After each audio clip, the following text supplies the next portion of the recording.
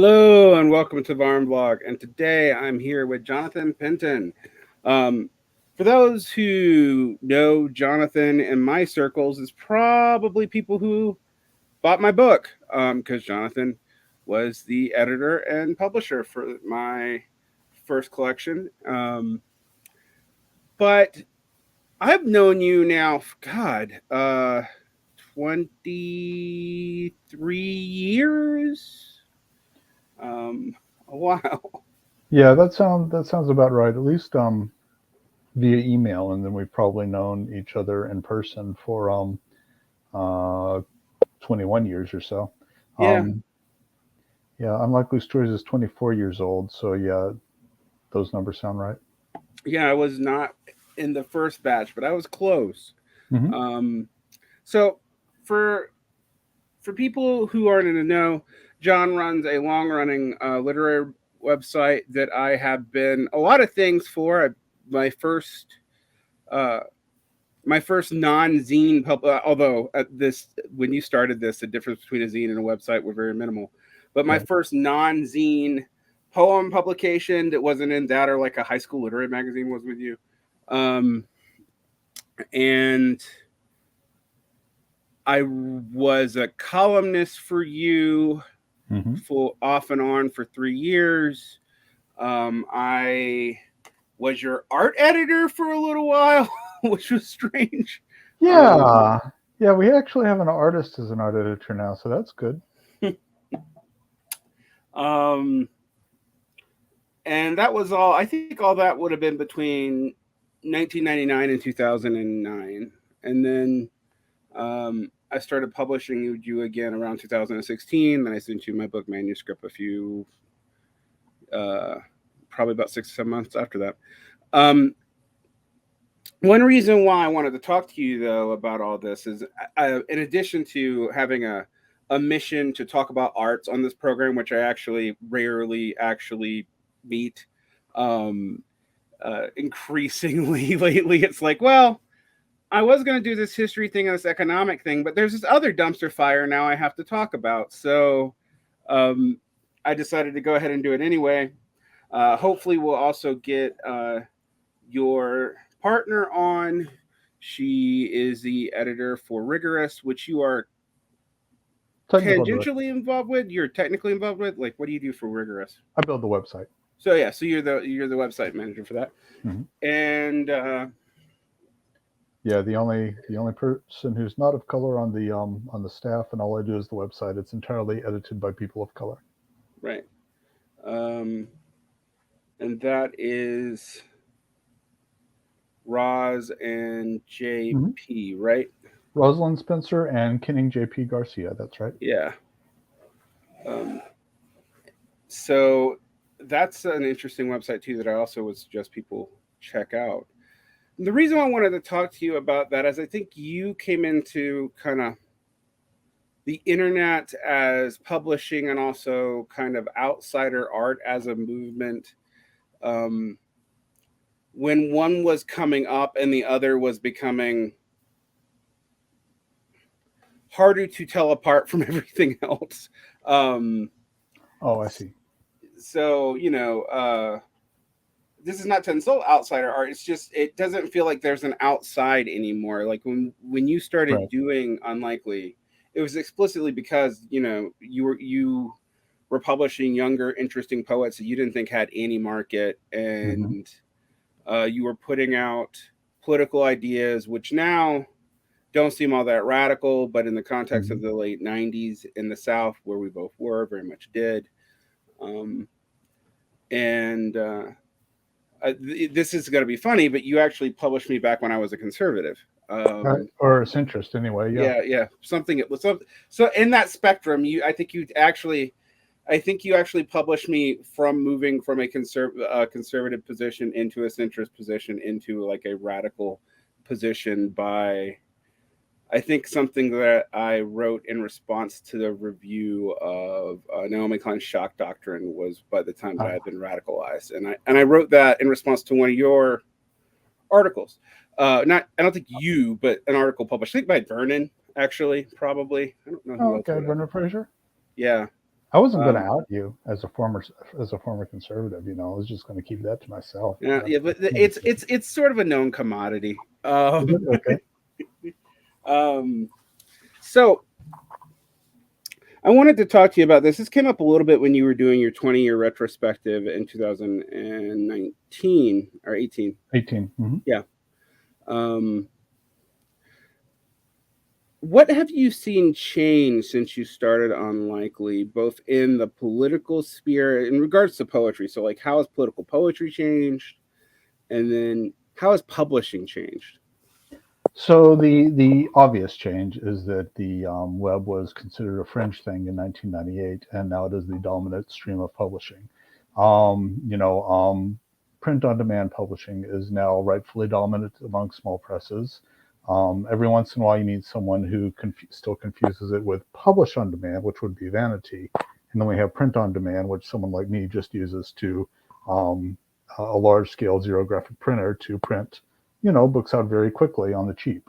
Um, so I mean, that's just completely different as far as books are concerned. It's a completely different technology than it was in '98. You know, in '98, I still had people submit me work, and I'd say, okay, I'll put it up on the website. And they'd be like, oh, I didn't realize this was a web publication. I don't do that. I'm sorry. And it's like, okay, best of luck. You know, I mean, at the time, I said that if you wanted people to read it, you should publish on the web, and if you wanted to gain your father's approval, you should publish it in a book. I think that's still kind of true, but I mean, I guess people stopped looking for their father's approval. I mean, obviously the web is dominant now. As far as political stuff, political art, the biggest shift is that political art is now acceptable in MFA programs. Right. Of course, MFA programs themselves have exploded. They're in every university. They're a hmm, um, a very common way to not get published, you know, as opposed to the more inexpensive ways to not get published. And so that's effective. But yeah, I mean, you can now publish political poetry in the universities. University magazines run it. I still don't see very much of it as countercultural, which is not to say that it can't be radical. It can be pretty much as radical as you want, provided you're not specifically calling for the death of anyone. That you still can't find in very many literary magazines at all. This is off your question, but I just saw a call for the angry poems. You know, get mad. It's time to get mad. Um, but calls to violence will not be tolerated or published. And it's like, well, it's fine to say they won't be published, but they won't be tolerated. I mean, the fuck are you going to do about it? Good. Don't submit it again. Okay, whatever. Um, but yeah, so the political poems can now be as radical as they want. But the counterculture is still not present in MFA programs. You know, you can attack an MFA program from within an MFA program, just like you can attack the medium of television on a television show. Nobody cares about that. I mean, these paradigms are dominant. They're going to remain dominant, and your professor does not have to worry if you're attacking professors. It's just not a concern that they have, let alone the administration. Oh. Yeah, I might disagree with you that they're going to remain dominant, but for reasons that have nothing to do with the counterculture. I think their funding's going to dry up very soon. But all that said, you're right. I mean, actually, it's one of the interesting things about MFA art, and I can say this having completed one now, is it is, and I think I lived literally through the transition when political poetry was not okay, and I was told I was too political. Now, I'm a pretty political person, but people who've read my books have often been surprised at how indirect the politics are. Right. Um, and yet I got shit about that when I started, but by the time I ended, it had all changed, you know, Mm-hmm. like within a few years. Um In fact, one of my best friends before he transitioned from my MFA program, when he was still identifying as a militant lesbian, wrote something about Jimmy Swaggart that like helped get them a Ruth Lilly, you know. Huh. But that transition was literally why I was there. You also saw that and change, like Poetry Magazine became a lot less boring. Hmm. Um, you know, I started actually reading it around 2005, and I go back and look at the issues from the late 90s when I was a kid and first encountered it. They're still boring. Hmm. Like it wasn't just me. Um, so I find that interesting. I also find though the economic imperatives, you know, and me being the dirty Marxist, I would care about that. But the economic imperatives are actually interesting in a way, just from a marketing standpoint. And no one who goes in the outsider art thinks initially about marketing, right? Right. But the ability for an outsider poets or whatever to differentiate themselves from the MFA world, from the from the slam world, is harder to do, and there's less incentive to do it. And I think and while there's still some holdouts, like I went to the Utah Poetry Festival in April, the year after I went to the New Orleans Poetry Festival, and I could tell you the Utah Poetry Festival was still very MFA feely, uh, Hmm. um, still very kind of depoliticized for the most part, even with Paisley Rekdal and Nasasha Sahe really heading it up. When you go to something like New Orleans now, you know, which is convenient for you because you're based out of there, Hmm. but the walls between avant-garde and non-avant-garde, MFA, non-MFA, slam performance, non-slam performance, those walls don't exist there in the same way they did when I started. Um, they still kind of exist, but they're not. We wouldn't be in the same venues before. No, no, we wouldn't be. And yeah, I mean, the New Orleans Poetry Festival gives us access to much bigger venues, much bigger attendances than we'd expect. You know, certainly than we were doing 10 years ago. Um, the the the counterculture now is economic to me. Can you afford an MFA? Hmm. If you can't, outsider art is still a real thing. You know, can you get away from your kids long enough to go to a residency? If you can't, um, you know, outsider art is a real thing. Though there are people who build a real audience on social media without access to an MFA, without access to residencies. And you know, it's hard to get much more mainstream in 2022 than social media. Yeah, well, I think about like, I guess this brings us to an interesting question. What would make countercultural outsider art? And I agree with you, it's largely economic. And I started working with you before I got an MFA. And if I hadn't, I don't know that I ever would have, because again, when I started working in creative writing in college, I think from 2001 on, there was a stigma about publishing online because there was Hmm. this whole thing like you don't really have gatekeepers. I'm like, it's not a blog, and in fact, we didn't call it blog. It's not an e-journal. Hmm. Um, you know, and now you know there are people with MFAs who have blogs that publish their like book Sure. loop manuscripts on blogs. No one cares. No one says anything. Hmm. It can still find a publisher, Hmm. um, and I think that's different. But what I find interesting is we also have this new phenomenon in the last 5 years. It's kind of say poetry, but I'm highly ambivalent about, and that's represented by the Rupi Kaurs of the world. Um, and that is outsider poetry led by performance poets and young people on Instagram, TikTok, not so much YouTube. Actually, that's going to be pretty much Instagram, TikTok phenomenon. Hmm. Um, that is, it's not all bad. I mean, there's Hmm. like, I'll even defend a Ruby Carr poem here or there, Okay. but it's mostly bad. Hmm. But now there's actually full poetry sections in Barnes and Nobles. Yeah, they're full of Right. what I would consider shit, but Right. there is a full poetry section.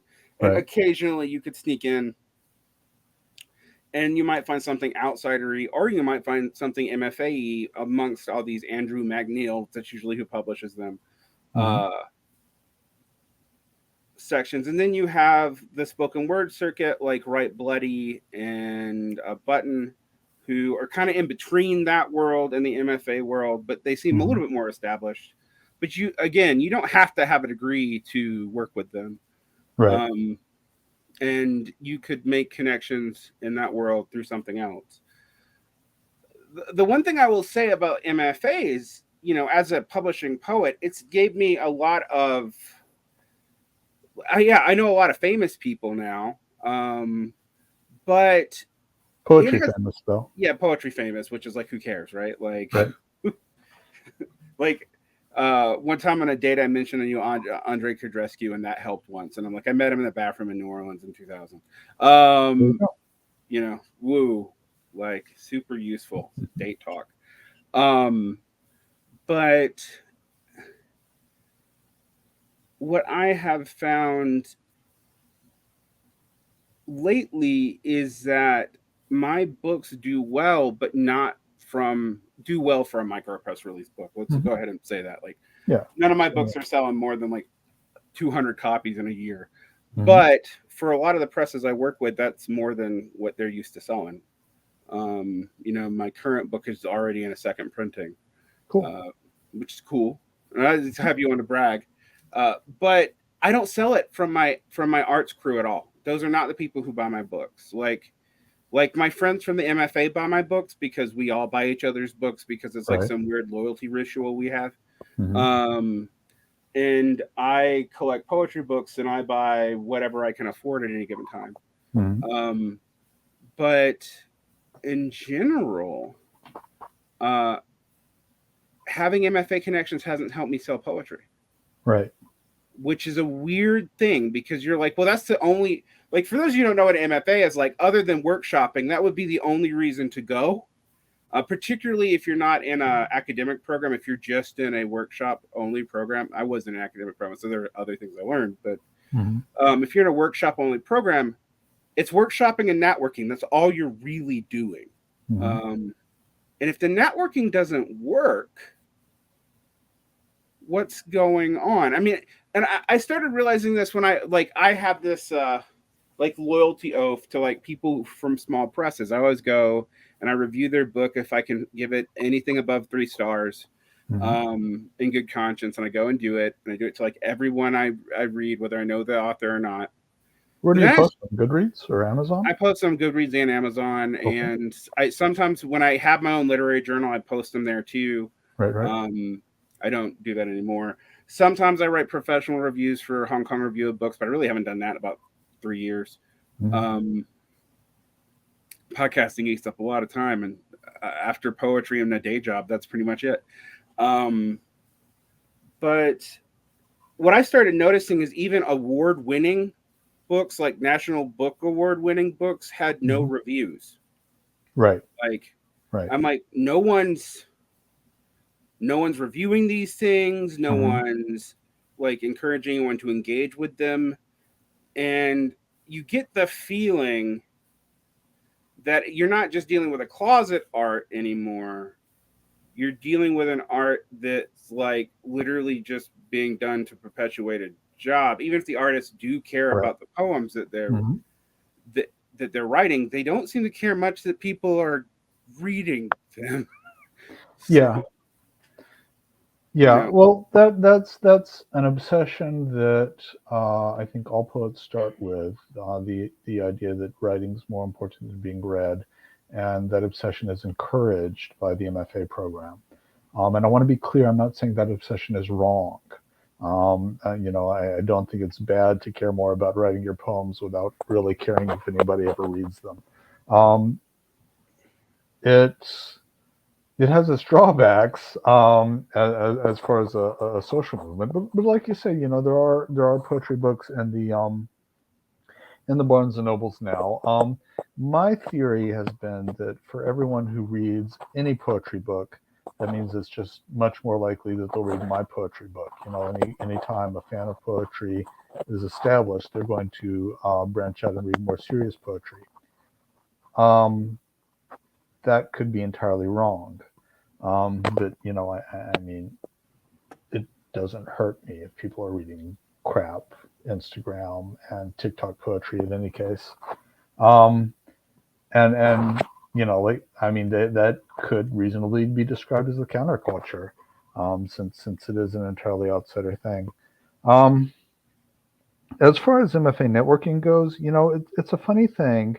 Let's take the AWP conference. The AWP, if anyone doesn't know, is the Association of Writers and Writing Programs, and they hold a huge conference every year, like 15,000 small press poets and authors. And it's dysfunctional. It's got lots of problems, but and it's expensive to go to. I It's a haven't been very in 20 expensive, years. So, yeah, like, a very expensive weekend. But here's the thing: it costs a lot less than getting an MFA, oh, yeah, and you do just as much networking. If you are the type of person who can stay awake for 4 days and do nothing but networking. or Um, drink. If you can drink your way through it, that'll also network you. oh, absolutely, absolutely. Yeah, no, I'd never pull it off sober. Um, and it's funny, every year I talk to people who want to go to the AWP, and it's like, oh, I got to see if I can get funding from my department. It's like, well, maybe you should stop going to your department. I mean, they're not really providing you with much networking themselves. I mean, it's interesting, actually. AWP is actually an interesting flashpoint because I went almost actually didn't go when I was actually getting my MFA, but prior to that, even when I was in a creative writing program, etc., I went every couple years, Hmm. sometimes with funding, sometimes with no funding. We always did this stupid pedagogy panel so they could justify Hmm. Hmm. funding it. It was dumb. like like I think I wrote something about hybrid genre poetics like 20 years ago, and Never gets old.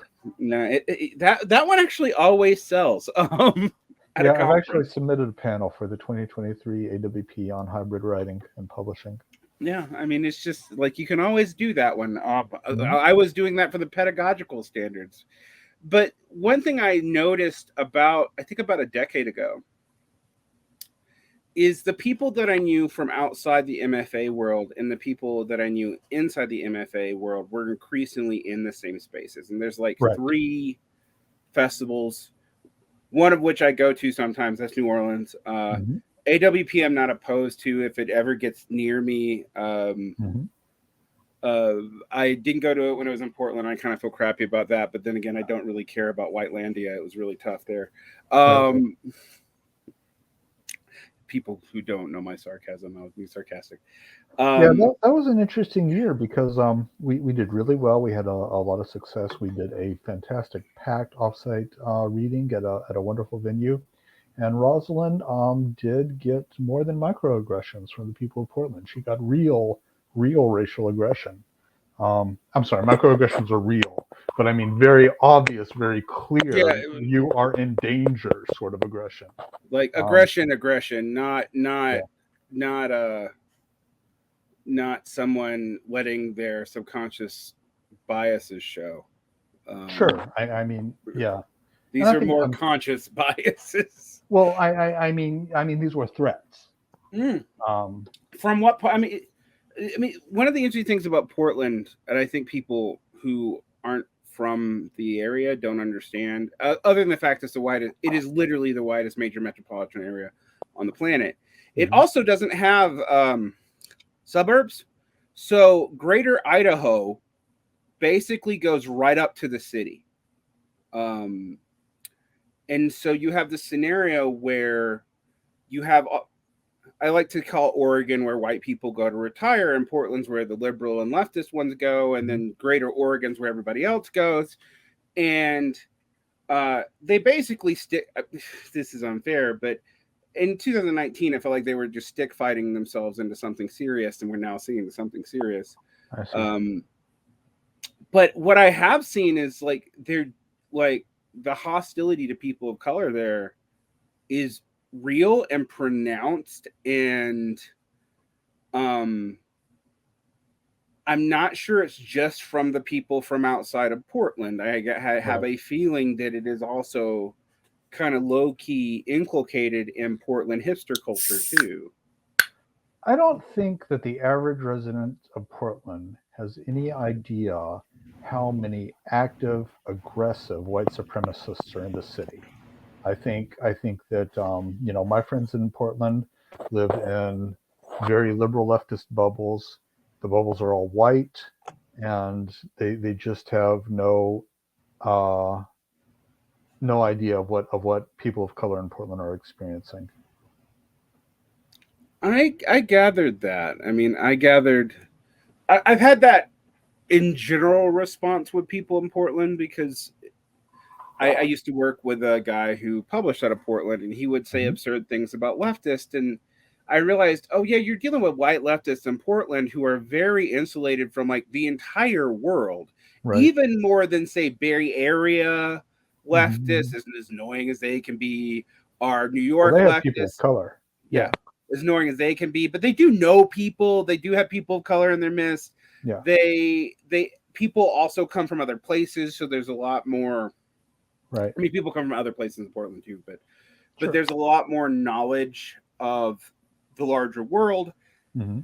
and it's it is interesting because it does. I think that that enclosure does mean that often people don't realize like what's going on right underneath their nose, even when they realize there's fascists. But a lot of them think that they're just like out in the woods somewhere. Hmm. Um, Hmm. I didn't really realize that myself until I spent a lot of time in Idaho, Yeah. and in Interesting. southern Utah, when I was like, oh, okay, like there is actual weird ass stuff out here. Not all of it's Hmm. white supremacy. There's all kinds of weird ass stuff out there, actually, once you get Hmm. outside of the urban areas in the Northwest. Um, and that's interesting. It's and so I was wondering how that went with AWP because AWP is usually in a fairly large Hmm. metropolitan area. When I went, it was in New Orleans, and I think the other time I went, I think it was in Canada. I think it was in Vancouver. Oh, okay. Um, I missed that one. and then I didn't go to the one in Atlanta. Huh. Um, Were you living in Georgia at the time? I don't remember. Fair enough. I It was think in I '07. was actually, but I think I was extraordinarily poor. Gotcha. Um, um, Hmm. that was during the beginning teacher in Georgia with a spouse who uh, kept on getting laid off in various recessions. So Yeah. I think I was just really dumbly poor.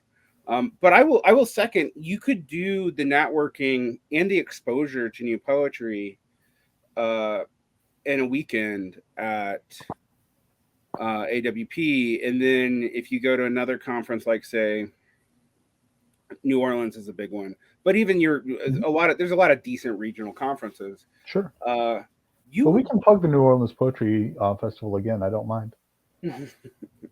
um, but New Orleans is for me the closest thing to AWP that I've been to, with the exception of it was less pretentious because it Mhm. wasn't scholastic and who was running it. Um, Now, admittedly, when I went to AWP, my the head of my department was also the president of AWP, so I got to deal with some of the unfortunate back end stuff as a young person, and I You. also got the fun experience of as a as a young ex working class person to meet all these people who I idolized, who I thought were like super geniuses and famous, and see them drunk, and that's an important thing for a person to do, I think, because it's like, It oh is. yeah, my mentors are we can take some of that patina off. Right. Um, uh, 2019 IWP in Portland was a lot of fun, but the staff of the conference center did harass black attendees. oh my god, yeah, wow. And to be clear, the staff of the conference center was not all white. Um, So it was just that's just they were used to that's just like what they do. that's yeah that's what that implies is that Hmm. that's an unstated culturally accepted policy. Right. Um, so I think a lot of people miss a lot about the writing world. you started doing uh, unlikely for people who weren't likely to get published, 24 years ago. Mm-hmm. Um, Rigorous started what now? 5 years ago, 6 years ago. It's been around a little while, maybe. 2017, on inauguration day for Trump. So yeah, 5 years. So yeah, 5 6 years. Um, what I find fascinating is that the formal poetry world has both radically changed and also Mm-hmm. completely not. Like, Mm-hmm. um,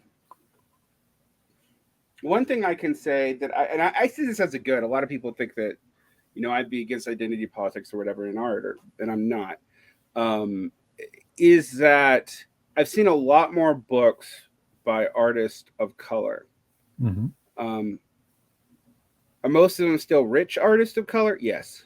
Do they have MFAs? Yes. Do they come from abnormal backgrounds? Normally. But they are artists of color where there weren't any. In Mm-hmm. fact, that's all I've been seeing lately, which is not a problem at all, actually. It's kind of making up for lost ground. But what I've noticed is that didn't change. Like when I was running a literary magazine, it didn't change that my submissions were still like mostly middle aged Gen X white dudes. Well, Um, if it's all you've been seeing, then that's some selection bias because the most reviewed books, the majority are still by white males. Which I mean yeah, it's fine. what's the most Um, reviewed poetry books right now? oh hell, I don't know. I look at the stats Vita puts out, and I don't I, even I remember. I totally believe that actually Mhm. because I'm thinking about most reviewed books are going to be fucking Billy Collins books. Like almost I know what it's going to be, even though I'm seeing all these books of color come out. You Mhm. go to like I'm now finding June Jordan was in the shitty Barnes and Nobles, and I'm like, well, that's good. It Like is. I haven't It's seen that excellent. ever Yeah, before. it's It's fantastic. always been left to late Nikki Giovanni, Uh huh. Uh-huh. or something like that, or Maya Angelou as your Hmm. as the artist of color that people are pushing. And now I'm like, oh, we got June Jordan, we got some cool stuff coming out. Hmm. Um, I've seen a lot more stuff from Crabapple Press. Hmm. Crabapple, yeah, I think that's them. Um, and I've seen like the diversification of poetry magazine has been fairly significant. Yeah, but they still publish some right wing stuff. Oh yeah, well, Mhm. Not also just just because something's not written by white people doesn't mean it's not going to be right wing too. But still, sure, sure, but yeah, they published some weird kind of fascist symbolism. I mean, they've gotten in trouble for that in the past few years. And of course the I don't know if you caught the controversy with the issue put out by prisoners. Everyone they put in this issue was a prisoner, and one of them was a professor who used his position to rape children, and that was an incredible controversy. And the editors were people of color, and I mean that was a big divisive thing. People of color really attacked those editors of color. It was yeah, it was a mess. You didn't hear about that one? That's probably just as well. Um, I heard a little bit about mhm. it. It it's a situation where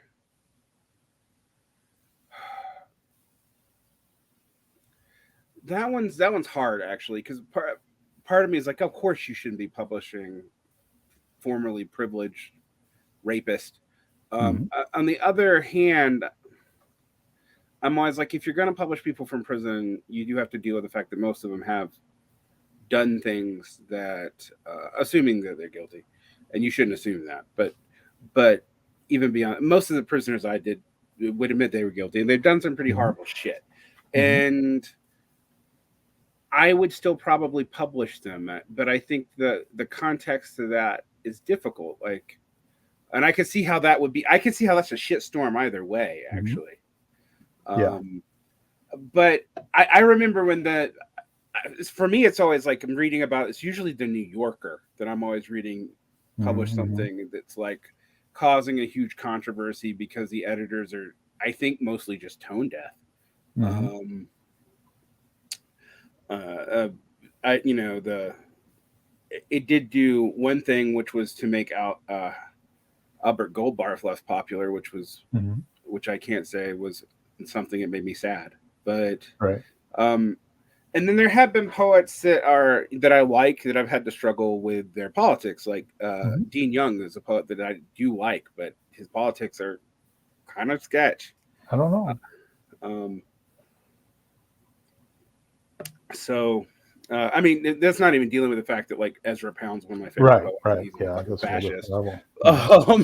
But Hmm. uh, but yeah, it's an interesting thing to see.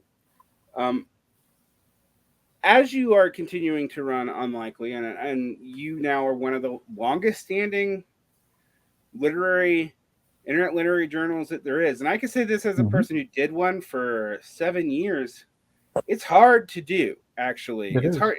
It actually even gets hard to like.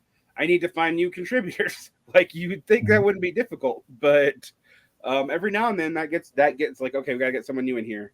Hmm. Um, and what have you seen change recently? Um, let's see. So recently, we mean the past 5 years or the Yeah, in the past? past 5 years. Let's start. Like, let's say since like 2017. Okay. Good. Yeah, because that's Trump's inauguration. Um,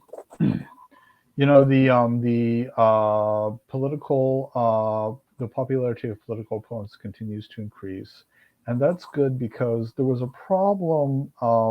We had a real problem with American political poetry, and we still have this to a degree. American political poetry being rantish and too simplistic in its language, and too unpoetic.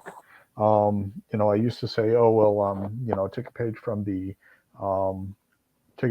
atheists. Take a page from the people who were protesting the Soviets. I mean, they would do so beautifully, um, and that has fixed itself more or less. Political poetry is now considered an art form, and you had better be artful at it. And I think that's a good thing. I mean, there's a time and place for ranting about political ills. It's a great thing. I do it in the bar all the time. But I don't necessarily call it poetry. Um, that's changed. Um, the there's um, the same things that happen in the wider culture are happening in poetry. Um, I received a submission recently from someone who called himself an old white man, OW and M capitalized. Um, just as a rebellion against whatever he figures is going on.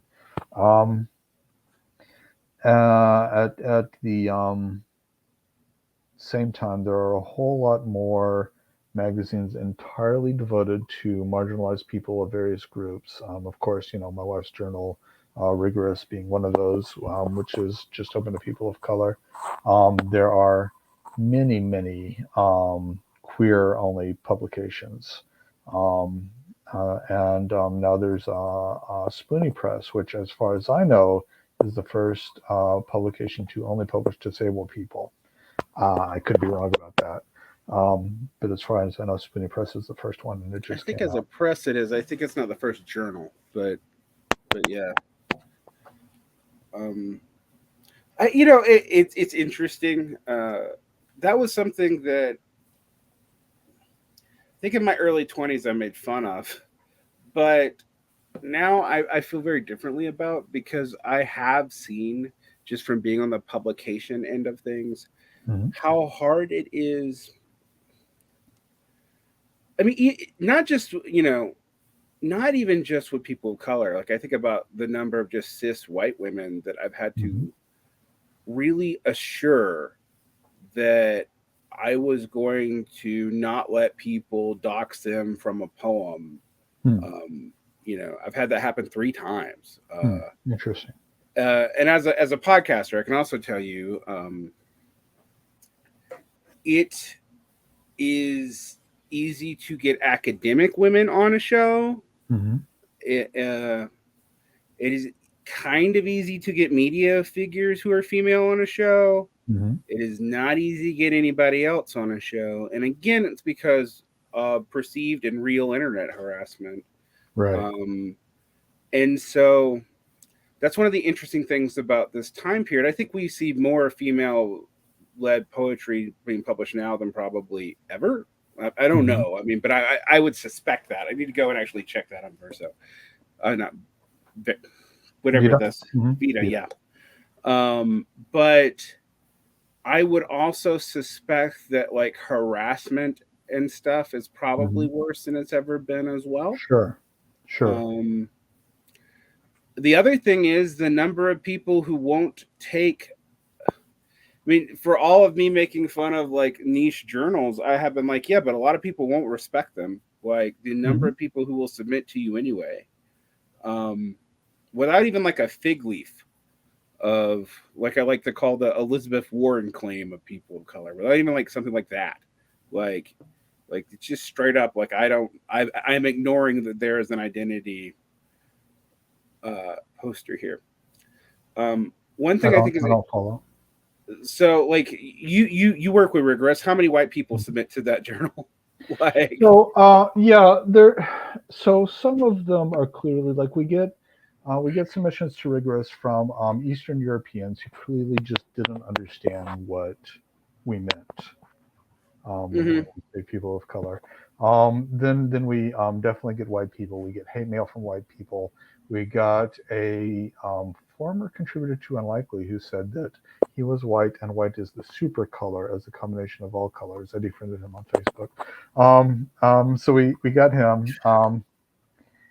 Yeah, I mean, there's that's a actually, claim. All yeah, right, that's a weird claim. he was just being dickish. Uh, Dickish, you Okay, I know. was going to say, but in this day and age, I never know when a dickish statement is a troll or when someone actually believes it. No, So, he was just being dickish. I know him. I okay. used to know him, and he decided to be a dick to my wife for some reason.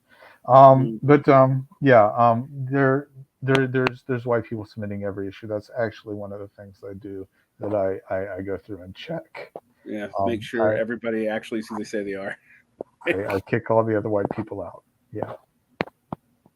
I had a crisis of conscience once submitting to a uh, a queer journal because Hmm. my sexuality is ambiguous, Okay. um, and I actually wrote like I don't know if I'm the right person. They published me anyway, but I was like I literally wrote this whole thing. I don't mean to like intrude on this space if I don't belong. Blah blah blah Right. blah blah. It was very strange. Um, I think one thing about these markers is um, one on the internet. There's plenty of people who will still publish middle aged white dudes. Don't Absolutely. worry.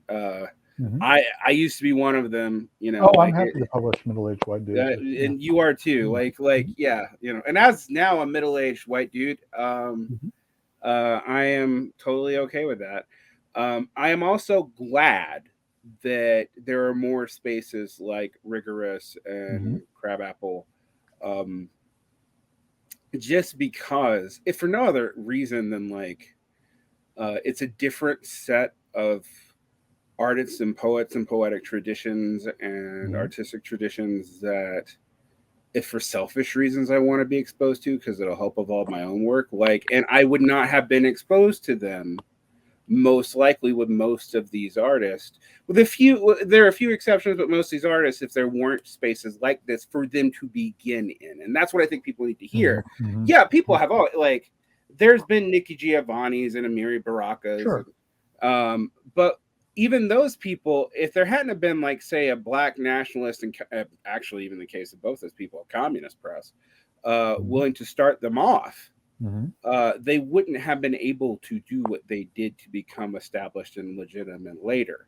Right. And what people I think miss about the poetry scene, and yeah, there's plenty of important American Black poets that are readily Hmm. taught in the canon, et cetera, and so forth.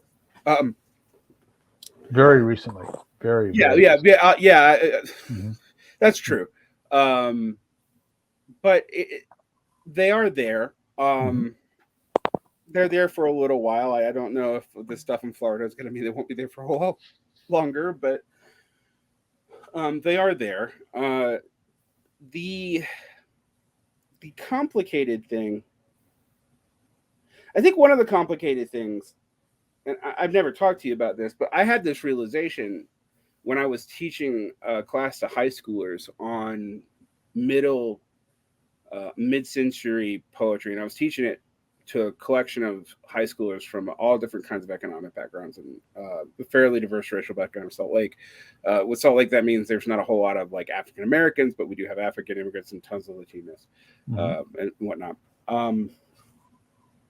But one thing I sort of realized teaching this is even the outsider art. Like, so I Hmm. was teaching the beats and the new confessional poets, Okay. and the mid-century modernist, and I Hmm. was like, you know what, the mid-century modernists are actually publish more women, Hmm. Certainly than the Beats. yeah, than the beats, and they almost tie them in people of color, which is like Interesting. one. Hmm. So it's like, I mean, now there are a lot of Jews and Italians in the beats, so you have a So the lot of. Beats had two, Bob Kaufman and Amiri Baraka. I forget about Bob Kaufman, but yeah, and Baraka distanced himself from the beats pretty quickly, Sure. but Hmm. yeah, so the beats have two, and they have what, three women, like Diana DePrima, Ann Waldman, and Janine Palmy Vega, much yeah, a bit later. Hmm. yeah, but that's really it. Like, so you also realize, oh, the outsider art, as far as this goes, is not very representative. And then you go into Hmm. economic stuff, which is the thing that I like about talk about Unlikely.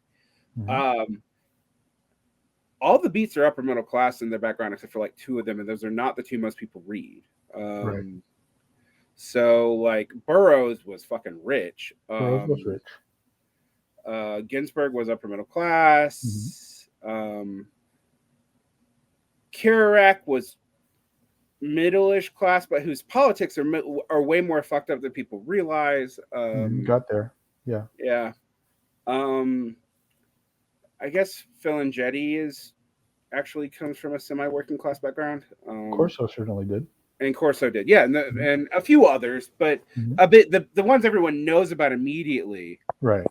It's that's that's an interesting problem. That's also true for the mid-century Hmm. moderns as well. I mean, almost all of them are upper middle class writers. Now they were also the ones who lived longest, with the case of the Beats. I mean, the people we know are the ones who lived. The two who we know are the ones who lived longest, which is not coincidental to being upper middle class, of course, or fucking rich in Right. the case of Burroughs. Yeah. Well, I mean, except I guess Ferengeti being a bajillion That's years true. old and also from the Hmm. working class, but again, he didn't stay there. He's a business owner. Hmm. Um, um, so it's interesting because I do feel like one of the things that alienates people from poetry, and this is just an opinion I've had, isn't how wild it is, because now that we've seen memes and YouTube and whatever, avant-garde strangeness is not a block to Hmm. popularity anymore, Right. or if it ever really was. Right. Like, um, the issue that I don't even think people realize is part of their block with poetry is it is seen as something presented to them that they can't understand, that they have to struggle to understand, and part of what is encoded in that is cultural capital Hmm. and and class values. And I say this as a person who, and also racial norms. We Hmm. can include all kinds of things here, sexuality norms, etc. Hmm. Um,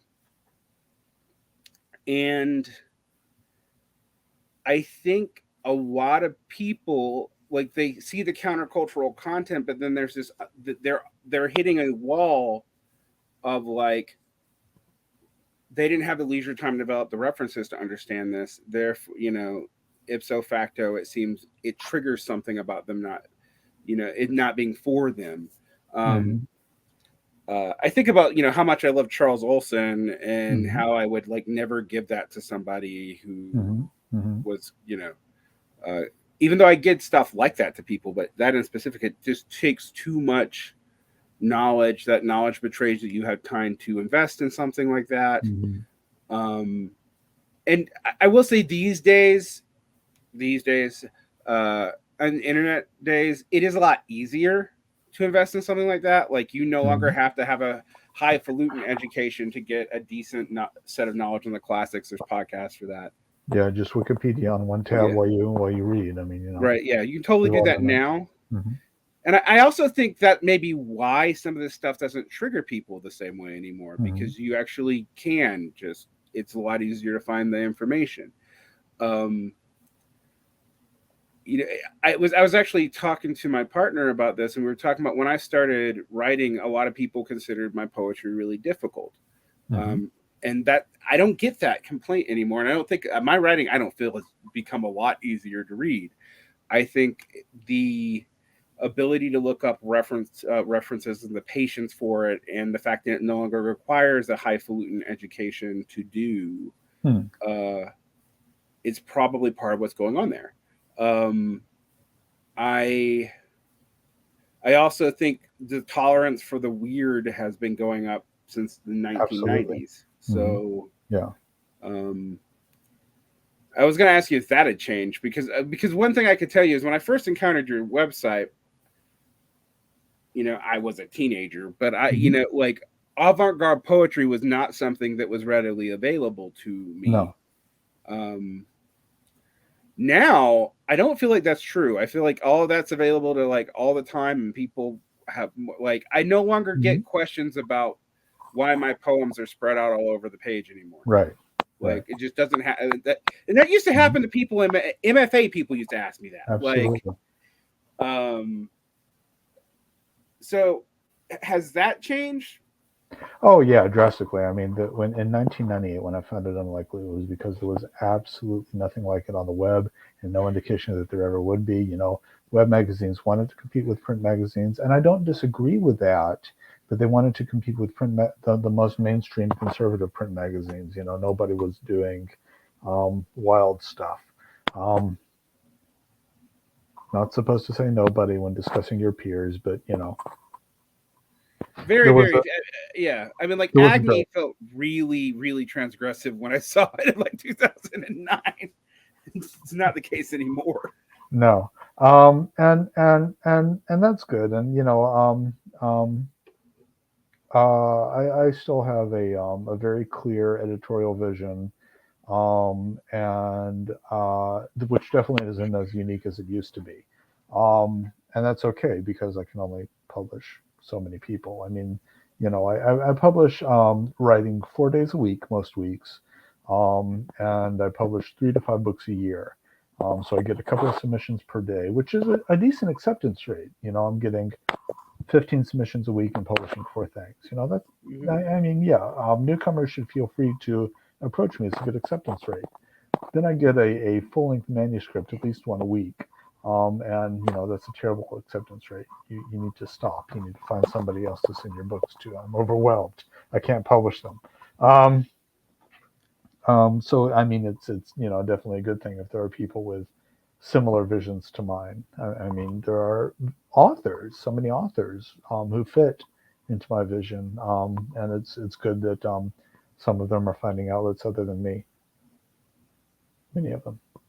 Yeah, I mean, as a person who's published with you, I can tell Hmm. you that I like what you do, but I know that you're overwhelmed. I mean, Sure. it's uh it's book the amount of people who want to write a book of poetry is a lot, and a Hmm. lot of them aren't even bad. I mean, Right. that's where No. things get hard. Actually, the Yeah. bad ones Hmm. are easy to just be like, Hmm. "I'm sorry, have wish you luck, have a nice day." Yeah. I hope It's you all place it. Yeah, it's all the ones where you're gonna have to make a judgment call that's really close. Right. Um, that's always rough. Hmm. Yeah. um, I've been on a few book award committees, and I Hmm. also, for people who don't know, but I think all my audience would know. I used to work in left wing publishing, which is a Hmm. different racket, and Hmm. it's more of a racket, more lucrative racket than what you do. Sure. Um, I mean, to but be clear, I don't enjoy rejecting crap either. I dislike rejecting things, but yeah, I mean, some of them are much more difficult than others. I don't enjoy rejecting crap. It's just easier to write that letter. Yeah. It's actually harder when you're like when you. For me, it's harder when you have to be sincere and you're like, is the artist going to believe me that like I really would have published this if I had more room or more Hmm. time, Hmm. or it wasn't in my case. I didn't publish novels, or I don't publish more than 20 pages of something, or I can't Hmm. format this. Hmm. Um, Right. uh, which I want to give you props for because people have no idea how hard it is to format poetry correctly Hmm. sometimes on URL. Hmm. Um, I used to run a WordPress site. That was a motherfucker. Hmm. Um, Yeah. Yeah. WordPress is not what I would recommend. nope. Um, I had it's funny because when I started, internet browsers had completely different standards, completely different ways of looking at HTML, and there was no way to edit for all of them. And then all the browsers standardized, and now everybody is looking at websites like this. I had a woman approach me at the AWP, and she said, "When I hold my phone like this, I can't tell that my poem's a sestina." And of course, I turned it around. I'm like, "Okay, now you can." And she's like, "But what if someone's reading it like this?" I'm like, I can't help you. yeah. Yeah. Oh, wow. Yeah. That was. I mean, you still have the problems on paper, as like Mhm. I have a lot of people who will argue with me that the book I published with you is self printed because it's in a weird format size, and it's in a weird format size because all my poems are all over the place, and Right. I didn't. When I a lot of my earlier poems, I didn't think about the difference between A4 and A5 printing, Hmm. Hmm. but now I do. I just But I want to make sure I understood. Because it's in a weird format size, they refuse to believe you have a publisher. sometimes, yeah, Okay, that's I've gotten that. stupid. I got that several times. Not so much anymore, but when I was first pushing the book out here, which is pretty far away from New Orleans, where Unlikely is more well known. Hmm. A lot of people were just like, "Well, this is a self-published book," and I'm like, "No, it's not. It's from a publisher. Here's the website."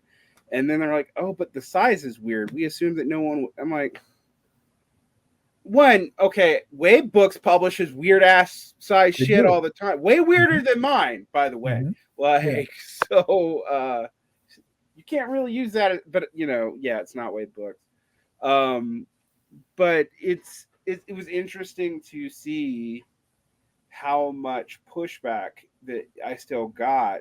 Hmm. It was actually interesting too because a lot of places, you'll laugh at this, were willing to have me do readings at their space, but have me pay for it until they realized that I wasn't self-published. Right. Yeah. Then they're like, "Oh no, we're not going to do that to you. You're a real Yeah. author, but Mhm. now we're not going to have you do a reading at all." And I Oh, was like, oh, so oh, I I was see. like, okay, like, um, Yeah. that did. It got better. I had to pull some of my MFA colleagues to talk to MFA people around here, and then I Uh-huh. started getting readings. Wow. Um, and it's funny because I guess that's the only argument that I would have, except that I would have met these people anyway through other networks. And Uh-huh. that I think that's one thing I think people should look at. You do not need an MFA. If you can get one for free, like, great, do it. Yeah. Sure. Mhm. It's I mean, know that you're still losing 2 years of income, but you, like, probably Well, the or park's going to do that anyway. yeah. But it's not a bad gig, but don't pay for it. My God, like, unless you're well off. Like if you're well off and you have the money to pay for it, then pay for it. Sure, it's fine. But like, if someone was to tell me they took out a lot of debt for an MFA, I'd be like, you know, as a person with a lot of student loan debt, I still wouldn't have done it for an MFA. Sorry. Cut out 12 minutes. All right. So what I was asking you is, what are you excited about in publishing right now? What are you seeing come in that you're excited about, and what are you seeing published elsewhere that you're excited about? Let's see. I mean, so I guess you want to. I guess when you say something that's coming in that I'm excited about, I guess I just tell you what books are next, huh? Sure. Yeah. Okay.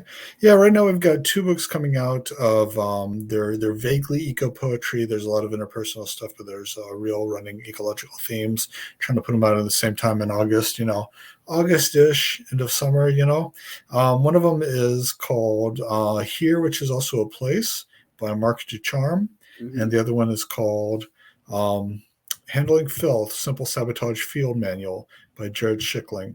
And of course, the Simple Sabotage Field Manual, I suspect all of your listeners know what that is, maybe better than I do. The CIA Field Manual on disrupting governments. Yeah. And there's lots of references to that and lots of quotes from that. Those are both fun manuscripts. We talked about weird sizes earlier. Jared's is going to have to be 8x8. That's what we're going to do for the size of his poems. Maybe we should have just made yours 8x8 instead of 8.5x11. Maybe that would have been more obviously from a publisher. Yeah, maybe we should have. We'll do that next time. Yeah. As far as what else is going on, I'm actually pretty excited by Spoonie Press. That's pretty cool to me. What else? I know I've gotten some interesting stuff in the I've gotten some Chronitas by Ron Shavers. You know him? I do, yes. Okay, yeah. I got an excellent little chapbook from him. And I can look up the press name for you if you like. Sure. Just grab it. Okay, hold on just a second. Yeah, the Magnificent Field. Never heard of them, but I'm going to be checking them out more now. Of course, I'm excited by the stuff the operating system is doing. That's a great collective, doing a lot of great stuff. Oh hell, there was one more I wanted to mention. Sorry, I know this isn't the best video. Yeah, and it's gone perhaps forever. So that's exciting. So eco-poetics seems to be something that's becoming more and more common. I think in Louisiana, to me, it's like, well, obviously, because you're sinking into the ocean, right. literally as we see. Mm-hmm. Yep. We bought a house here, which my theory is you have to die somewhere. Fair enough.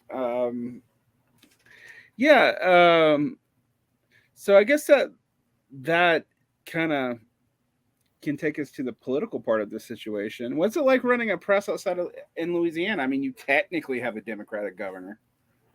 We do have a Democratic governor, and if you saw the guy running against him, he would seem real leftist by comparison.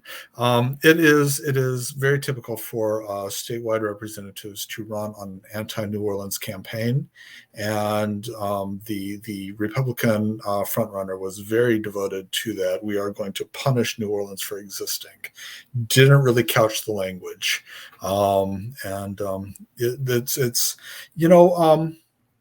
New Orleans is more authentically leftist than Portland.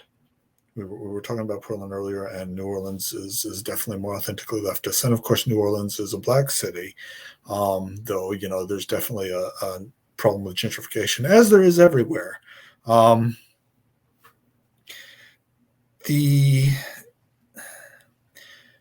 lived for 5 or 6 years in Lafayette, Louisiana, and that was which at the time was considered the baby New Orleans. Lafayette has, it's the center of Cajun culture, so it's got a lot of wonderful music, got a lot of wonderful things going for it. During the Trump years, it became the most conservative city in America, and now I'm of course glad I left and made my way to New Orleans.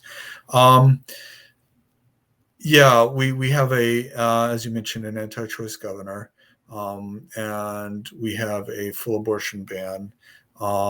We had a trigger law. A lower court overturned the trigger law, and the 3 abortion clinics in Louisiana are now operating again, which is not going to last, but it's cool while it does. After that, it'll probably be 700 miles to the nearest abortion facility. Right now, there's one in Tallahassee, which is not too far from New Orleans in the scheme of things.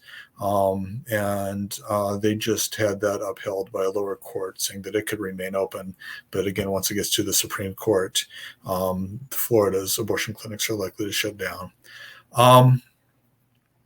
I am...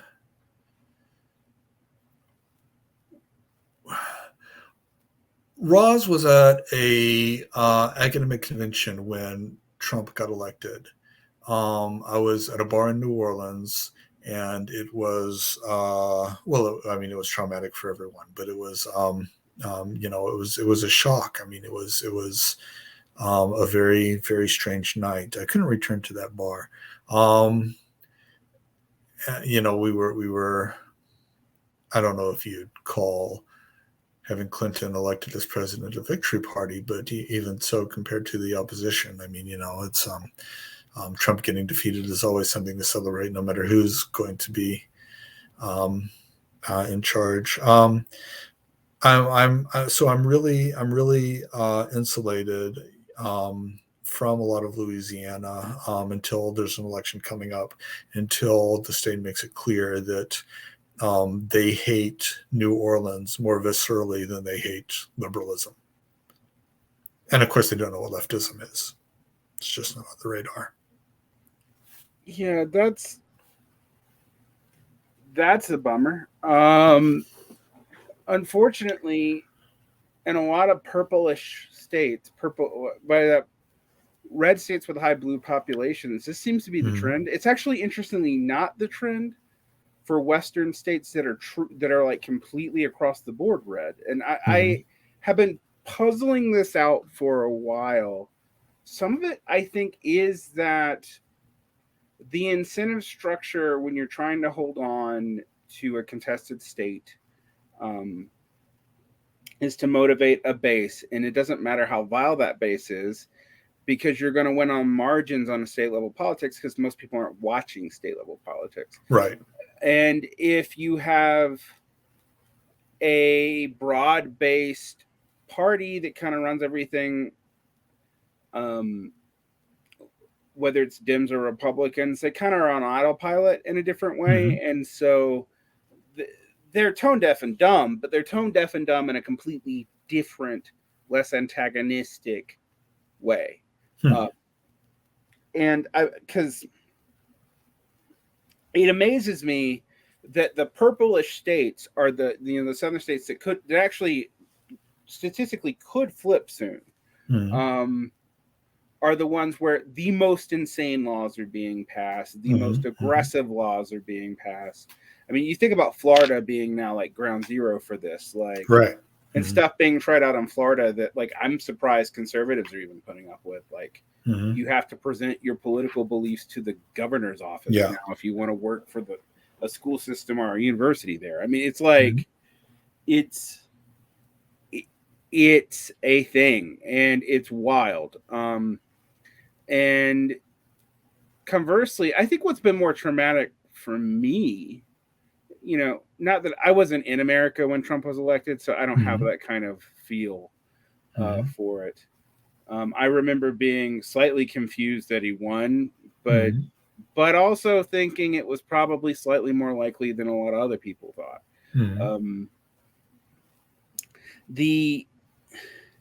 What I'm more worried about now, John, is the response to the Democrats not doing anything.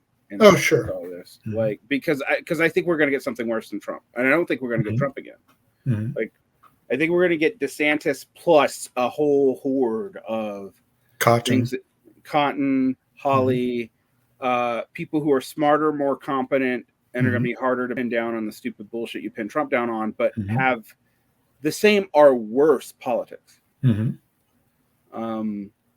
And living in a southern state, that's, I think, weirdly, I feel it more and see it more when I'm back at home in Georgia than I am here in Utah, even though Utah is objectively a more Republican state than Georgia is. And that's, I mean, Georgia's gone blue pretty rapidly. Yeah, it has. Well, it hasn't at the national level, but it hasn't at the state level, and that's kind of a problem, actually. Yeah, but they say Abrams might win. She's doing better than I expected, given how poorly the Democrats as a brand are polling right now. Right. Yeah. I do kind of think we're going to be in a throw the bastards out sort of mood for a while. And the kind of shenanigans that, like, I mean, beyond Roe v. Wade, you're talking about like gutting the EPA and the administrative state today. Well, that's going to actually eventually start hurting stuff like American exports. Like, that's economically dumb. It's an economically dumb thing to do. So one thing I can say, you know, speculating about the future, which I'm increasingly less, I felt pretty confident speculating about the future until about 2018. And after that, I've been like, nope, like, I'm not calling shit. But looking at things kind of immediately, I mean, one of the things about the eco-poetics, one of the reasons I think it's becoming more popular, it's just becoming more obvious that, like, even though more people deny climate change now than they did in 1996, which is also fun, they deny it as it's happening, as opposed to as a future happening. Like, it's like stuff is literally sinking into the ocean, and I guess what people move from it's not real to there's nothing we can do about it. Right. But it seems like we're going to have a bunch of that kind of thing trip off soon. And if you're in a place like Louisiana or, I mean, urban or rural, like, your future looks pretty shitty. Like, if you're in a place like Atlanta, it looks less bad, but not a whole lot less bad. Not for much longer. Yeah. And it's hard to imagine what anyone's going to do about all that. Yeah, it's important to remember that Hurricane Ida killed more New Yorkers than it did Louisianans. It hit here; it was devastating. But you know, it hit in a less populous place. We were prepared, and then it went north and just devastated New York. And it's important to remember that because they don't care. It is not that they don't care about the South. This is that they don't care about anyone. Right.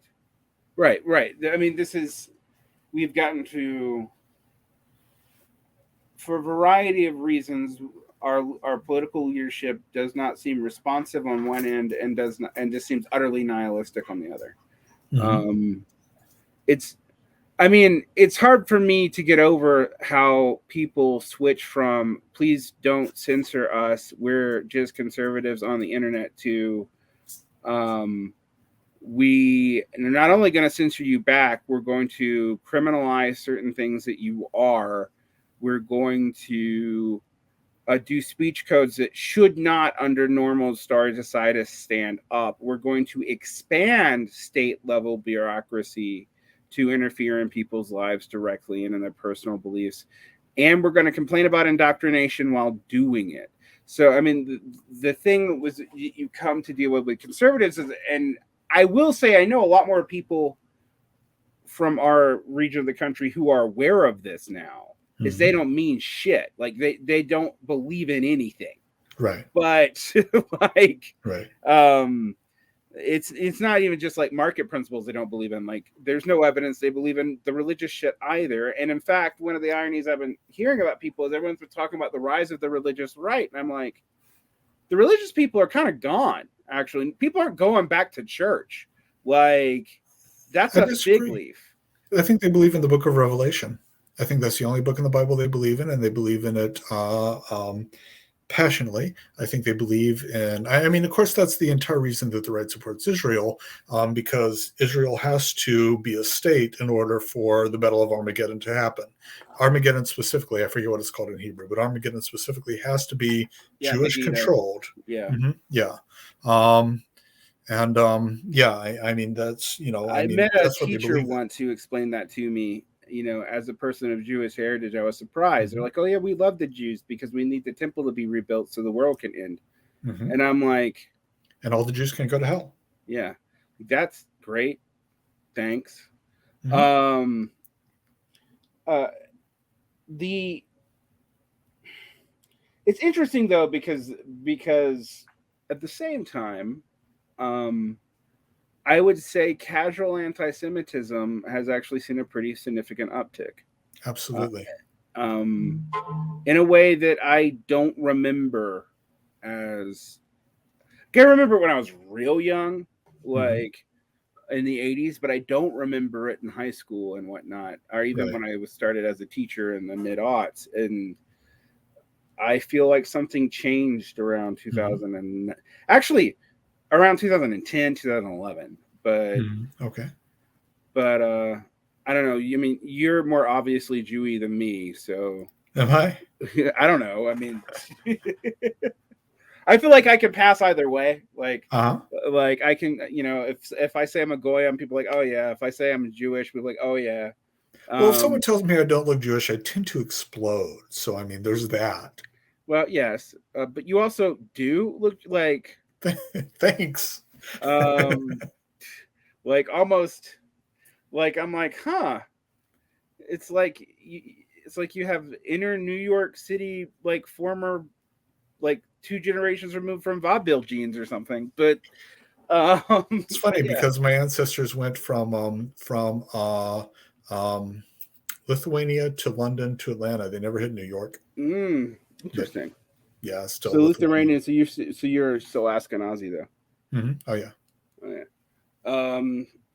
Yeah, it's part of it's like my heritage would be Sephardi, so I don't oh, I didn't know that. Okay, look quite the same anyway. or if I Um, did, I forgot. I don't bring it up much, and then like, but I also have Catholic heritage. It's that Mhm. whole in the South, the clusters of religious minorities tended to intermarry, Sure. even if they normally hated each other in other contexts. Right. Right. Um, uh, Although I will admit, it's been real fun lately with the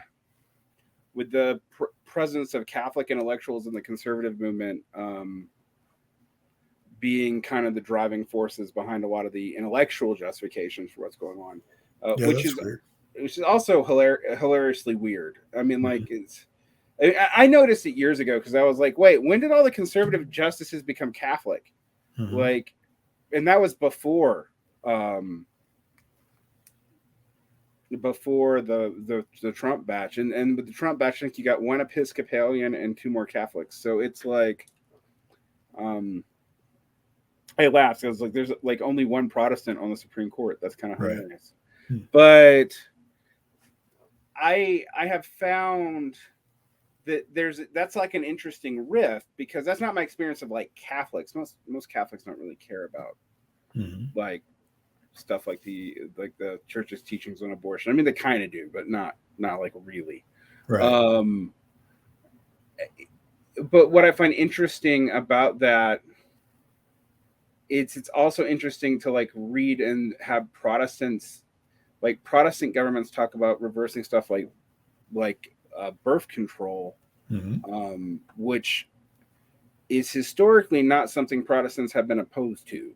Right. Um, so it's this weird culture war that's like mostly intellectually justified by Catholic intellectuals that are all from a very small elite background. Mhm. Most of them are also what I would like to call uh, the former off-white. By that I mean Jews, Italian Catholics, and Gotcha. Irish Catholics. So Mhm. people who are white but Mhm. Experience weren't lost. discrimination. Yeah, and weren't WAFs. So, and so they're racial. I actually always bring up the Spike Lee movie "Do the Right Thing" because it's not. Mhm. I don't think that movie's like great about portraying New York. But one thing that Spike Lee did get Mhm. was like the way that like white people of questionable whiteness have to cut like one or two ways, and you see it in Spike Lee's portrayal of Saul's two sons. Mhm. And I always feel like the conservative, like the more racist one, like that's where all the conservative justices come from. Not Mhm. that not to impugn them personally of racism. I mean, systemically, it kind of doesn't matter if they're personally racist or not. But because they're definitely systemically enabling it. But Yeah, I'd be a little they're surprised if they weren't. yeah, well, but Mhm. um, who knows? I mean, I think it's going to wildly depend on which one you're dealing with, but it is interesting also that like the most aggressively conservative one is Clarence Thomas, which we've all Mhm. kind of known, but now that Scalia's dead, Mhm. he's like making his opinion, and that there's someone to push Roberts into the position of a Breyer. Right. Um, there is a sense in which he's no longer like keeping his opinion secret, which he did for years. Right. Mhm. Mhm. Um, I mean, I think on the Roe v. Wade reversal, I mean, he made it clear that you should go after everything but Loving versus Virginia, and it's Mhm. interesting that Loving versus Virginia is the one he skipped, which is even more than Alito would imply. Yeah. In that, like, and I'm like, oh yeah, you skipped Loving versus Virginia because you're married to a white woman, but every Mhm. other one you're totally okay with, Mhm. including, I assume, Brown versus Ward. Did he mention Um, that specifically? no, he didn't. But Yeah. he mentioned, but what he was aiming at would undo the legal logic for Brown versus Ward. Right. Wouldn't Mhm. necessarily for Loving versus Virginia, actually, Mhm. but because that one's not based off of substantive due process. But it's still there's like, and I think people haven't realized between that and a couple other decisions in the last week how much precedent has been undone. Conversely, Mhm. I do have to put a little bit of onus on liberals for the last 50 years for over relying on the courts to do the social changes they needed to Sure. do. Mhm. They did not codify any of that into law because they didn't feel like they had to. Right. And that's a fundamental mistake. Right. But gerrymandering is not new. Of course, the Senate is inherently gerrymandered and was designed to be, and is more so now than it was then. Um, I mean, so I can see why you'd feel like, oh, well, the courts are a more effective route to um, getting us where the Right. public wants us. Although, I mean, there was a lot of argument back in the early days that the public didn't want you there. um, it's interesting though because we have seen since about 2002 that the courts have largely been in step with popular opinion, and that has Mhm. like whether they were conservative or liberal, and that has kind of stopped. Like this Mhm. court uh, has made it clear that it does not care if Right. the um, I mean, interestingly, it is setting up a constitutional crisis that it itself will not be able to resolve, Mhm. um, because you're going to get into states trying to pass laws that criminalize things in other states that they can't Right. go after, Right. and we're already seeing this, and I think that's going to. I don't know. I've thought most of the liberal academia talking about civil war, as well as their cretins in the hinterland talking about civil war, has been ridiculous. Mhm. These conditions, I don't think it's as. I think civil war is likely, but I do think like there's no way you're not going to have heated and nasty interstate conflicts Right. over some of these things. What I think Um, is interesting is that Americans, regardless of where they lie on the political spectrum, can envision civil war more easily than they can a general strike. well, yeah, Um, Sorry, that's you. This is your primary. This focus. is normally like that's yeah. I'm like, oh well, you just brought up my cup of tea. I mean, I think it has to do with the fact that, I mean, look, I think the ugly thing that people are going to have to deal with right now is the state administrative apparatus of even the Democrats, i.e., Jerome Powell's appointment and maintenance of appointment at the Fed, even though Biden didn't want to appoint him as Trump, but and Powell was generally speaking considered to be a moderate, Keynesian background in his economic productivity, etc. It doesn't help that he's more or less declared open war on the American worker, and that is not that much of an exaggeration. He thinks you have to weaken labor to reduce inflation, even though he admits that labor is not the cause of most of the inflation. So it's like it really does put people in a bind where they don't really see how to deal with this. But I think your point is also actually an important one, and I wish I'd made it, is there are clear ways you could deal with it, but you have to act outside of the political, like of former political channels. And honestly, you have to scare the Democrats. Yeah, I wonder if that's possible. I don't know right now. Like, I mean, you would think maybe the George Floyd protest would have scared the Democrats, except they were able to somewhat cynically use it. Well, I think given their current call for greater policing, it was unquestionably cynical. I mean, they have they went straight from claiming to be part of this grassroots movement to outlawing it. I mean, well, you know, this is where I'm reminded that you and I actually probably agree more than I think we do. Even though I'm the diehard flame-throwing Marxist and you're not, but I thought it was a completely cynical move. I thought the adoption of, I even went so far as to think the adoption of defunding the police was cynical, because I'm like, that's not going to work. Police abolition and defunding are not the same thing. Like, right. And implied in police abolition is you're replacing the positive functions that we attribute to police they mostly don't do to other things. We didn't do any of that. And now I don't think the police defunding is why crime went up. I think COVID and conditions on the COVID getting worse. Sure. Years and years and years of, of bad public infrastructure spending, and just put everybody in like quarantine for a while, not providing for that. Plus we have one thing I do, even though I'm like skeptical of Civil War talk, but I'm not skeptical of random violence talk. Like I think we're already seeing, and both depolitical random violence and political random violence go up fairly dramatically. Yeah. I'm actually surprised, and apparently so is the State Department and the federal government, because they've been putting out warnings about radicalization on both sides. But I'm actually surprised how few attacks there's been on people during these anti-Roe reversal protests. There's been some, actually. I mean, there have been a few instances of like cars trying to plow through protesters. They didn't kill anybody.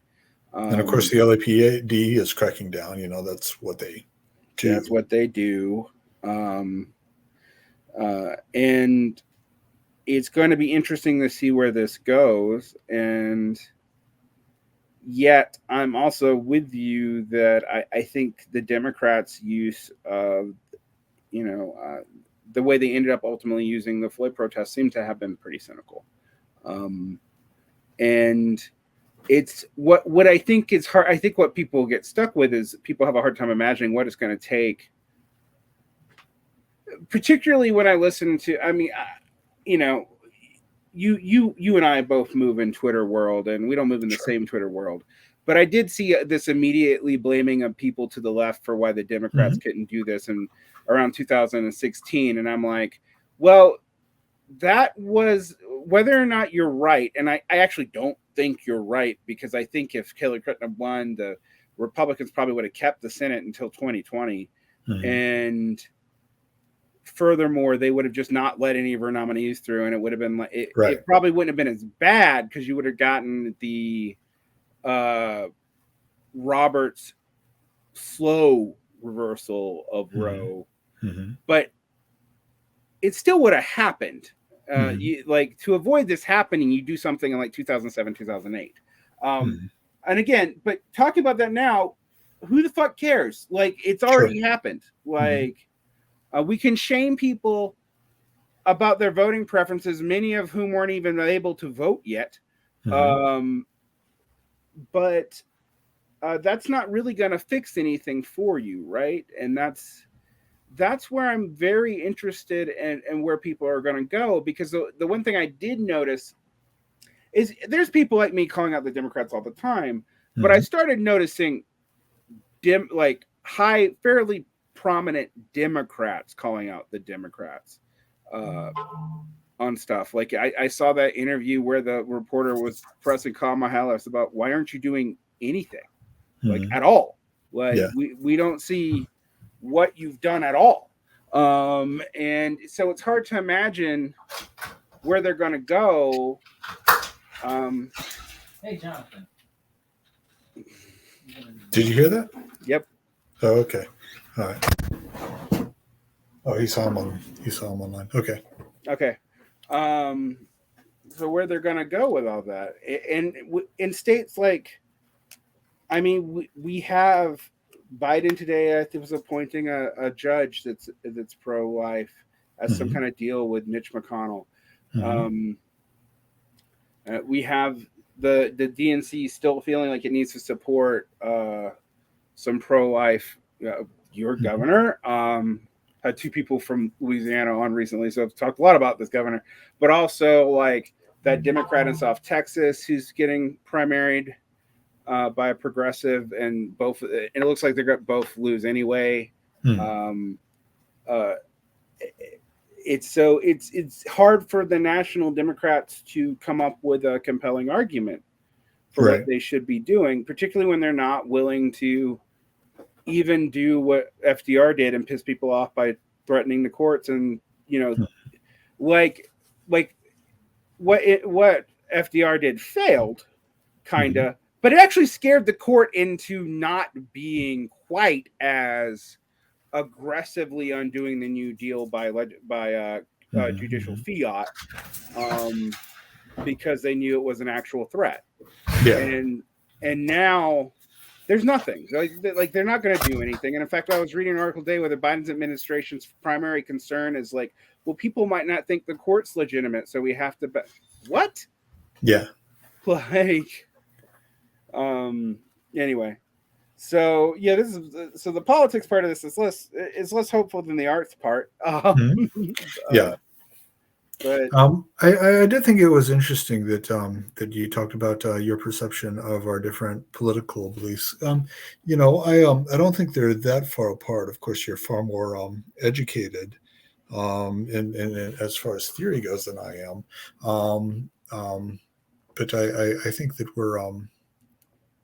what we're doing is we're taking drastically different approaches to who we want to be and what we want to do while the empire crumbles. And I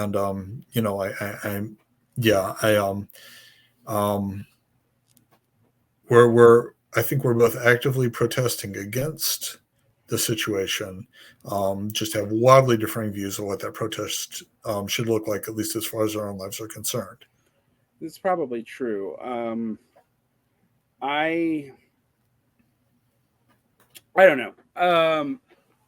I should be very careful about how I respond to this, because some of these things could be used against people. But I have a hard time seeing a clear political way out right now. Right. It does seem like a cul-de-sac. Excuse me.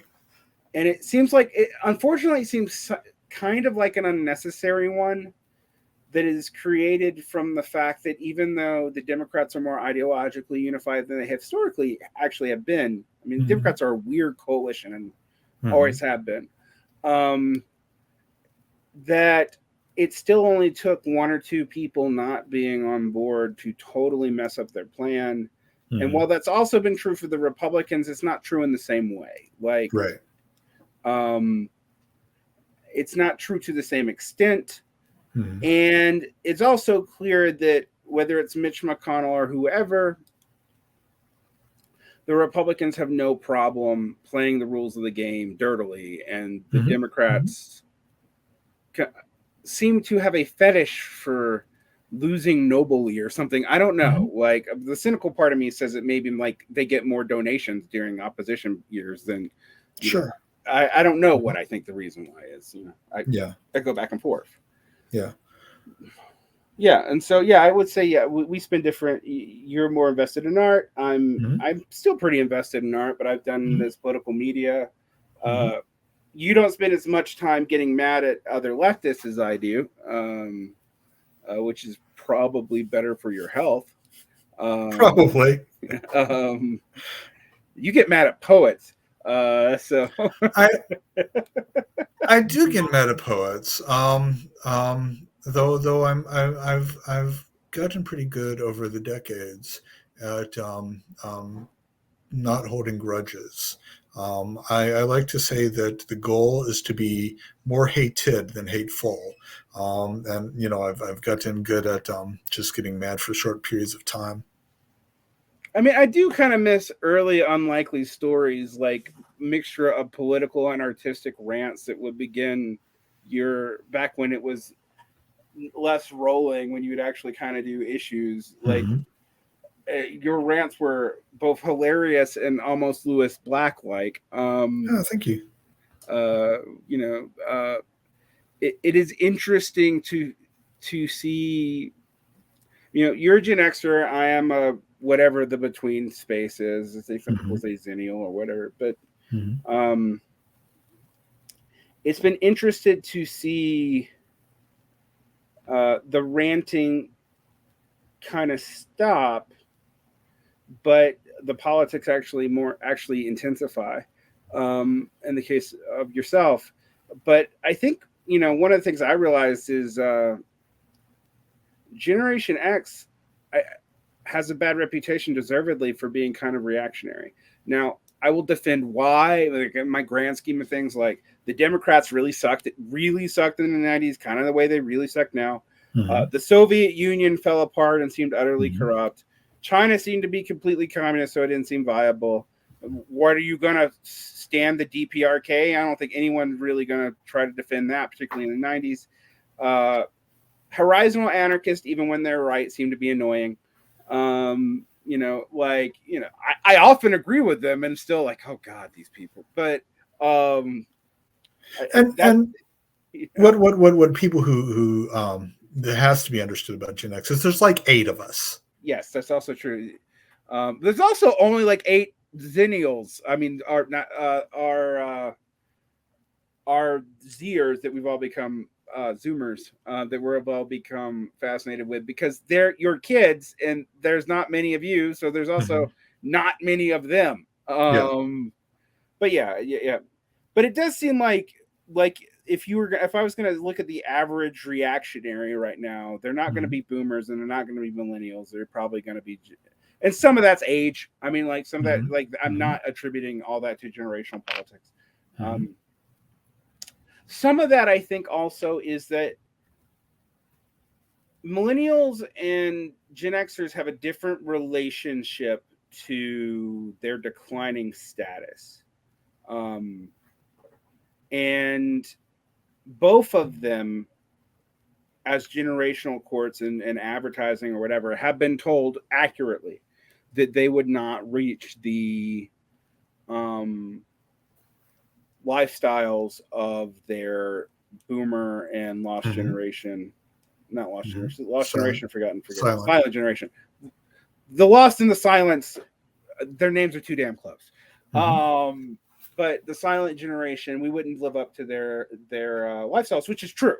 Like that has Sure. been what's happened for both generations. It's gotten a little bit better with both of them as people age, but you're seeing people enter the normie world of boomer ownership 20 to 30 years later than their parents did.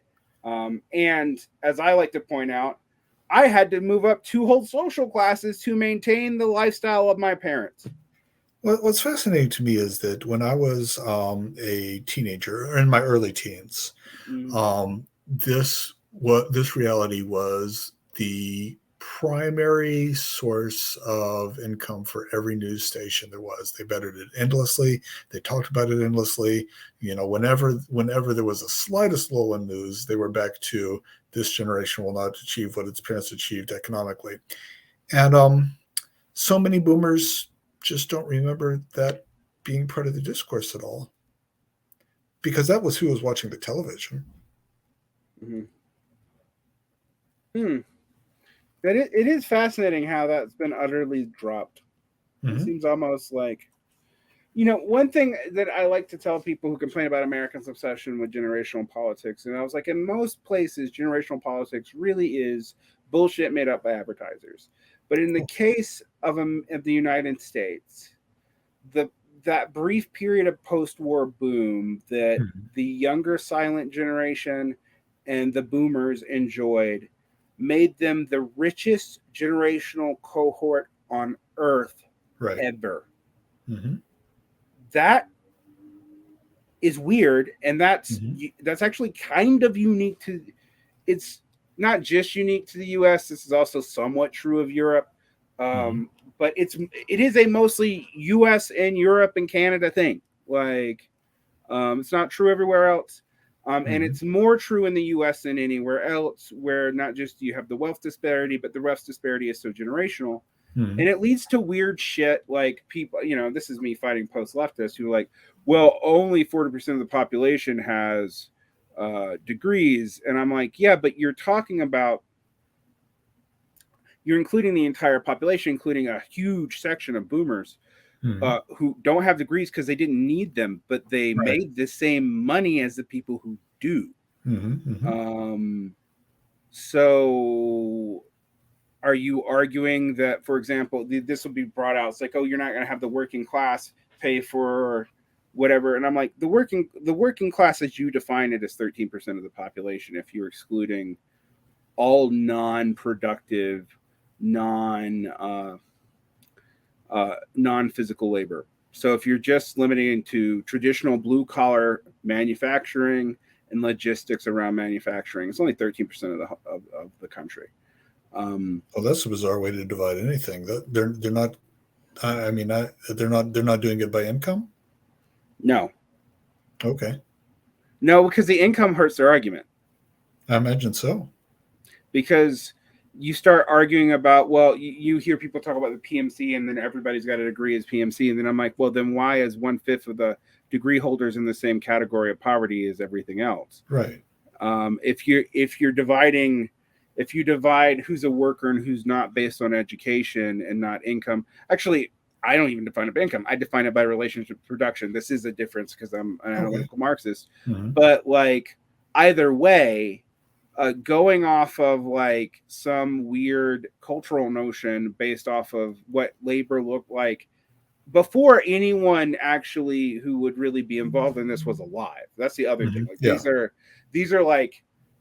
these are myths that conservatives have brought up and certain kinds of leftists have brought up for a long time, and yet have been divorced from like the reality of most people in the developed world for the entirety of my life. Like, and at no time was like manufacturing labor the majority of the country. Like that's actually never been true. So it's interesting to see people like bring this stuff up to posit, this, that, and the other. And unfortunately, lately I've been fighting a lot of people who used to call themselves Marxist who like, well, we can't have these PMC people. And I'm like, so you just mean anyone, like, okay, professionals and managers, sure, but you're defining this as anyone with a degree or a job that requires a degree at this moment. Many of those jobs did not require degrees in the past and actually are about to not require degrees anymore. Because decredentialization is also happening right now. Sure. So it's interesting to see. Yeah, I think the university interns probably outnumber these leftists. Oh yeah, by a lot. I mean, well, like 40% of the population is a BA. 60% of all people under 35 have attended some college. I do think it is criminal how many people we forced into college who don't complete it and are saddled with debt. I totally think that's criminal. I also, as much as I would benefit from a general debt amnesty on student loans, and when people are like, well, why don't they do it on credit cards? And I'm like, because it's not credit cards you declare bankruptcy on, dipshit. But I actually don't think that alone fixes the problem. This is I realize that the only reason the Democrats were floating it is because Biden's unpopular and it's something that he may legally be able to do.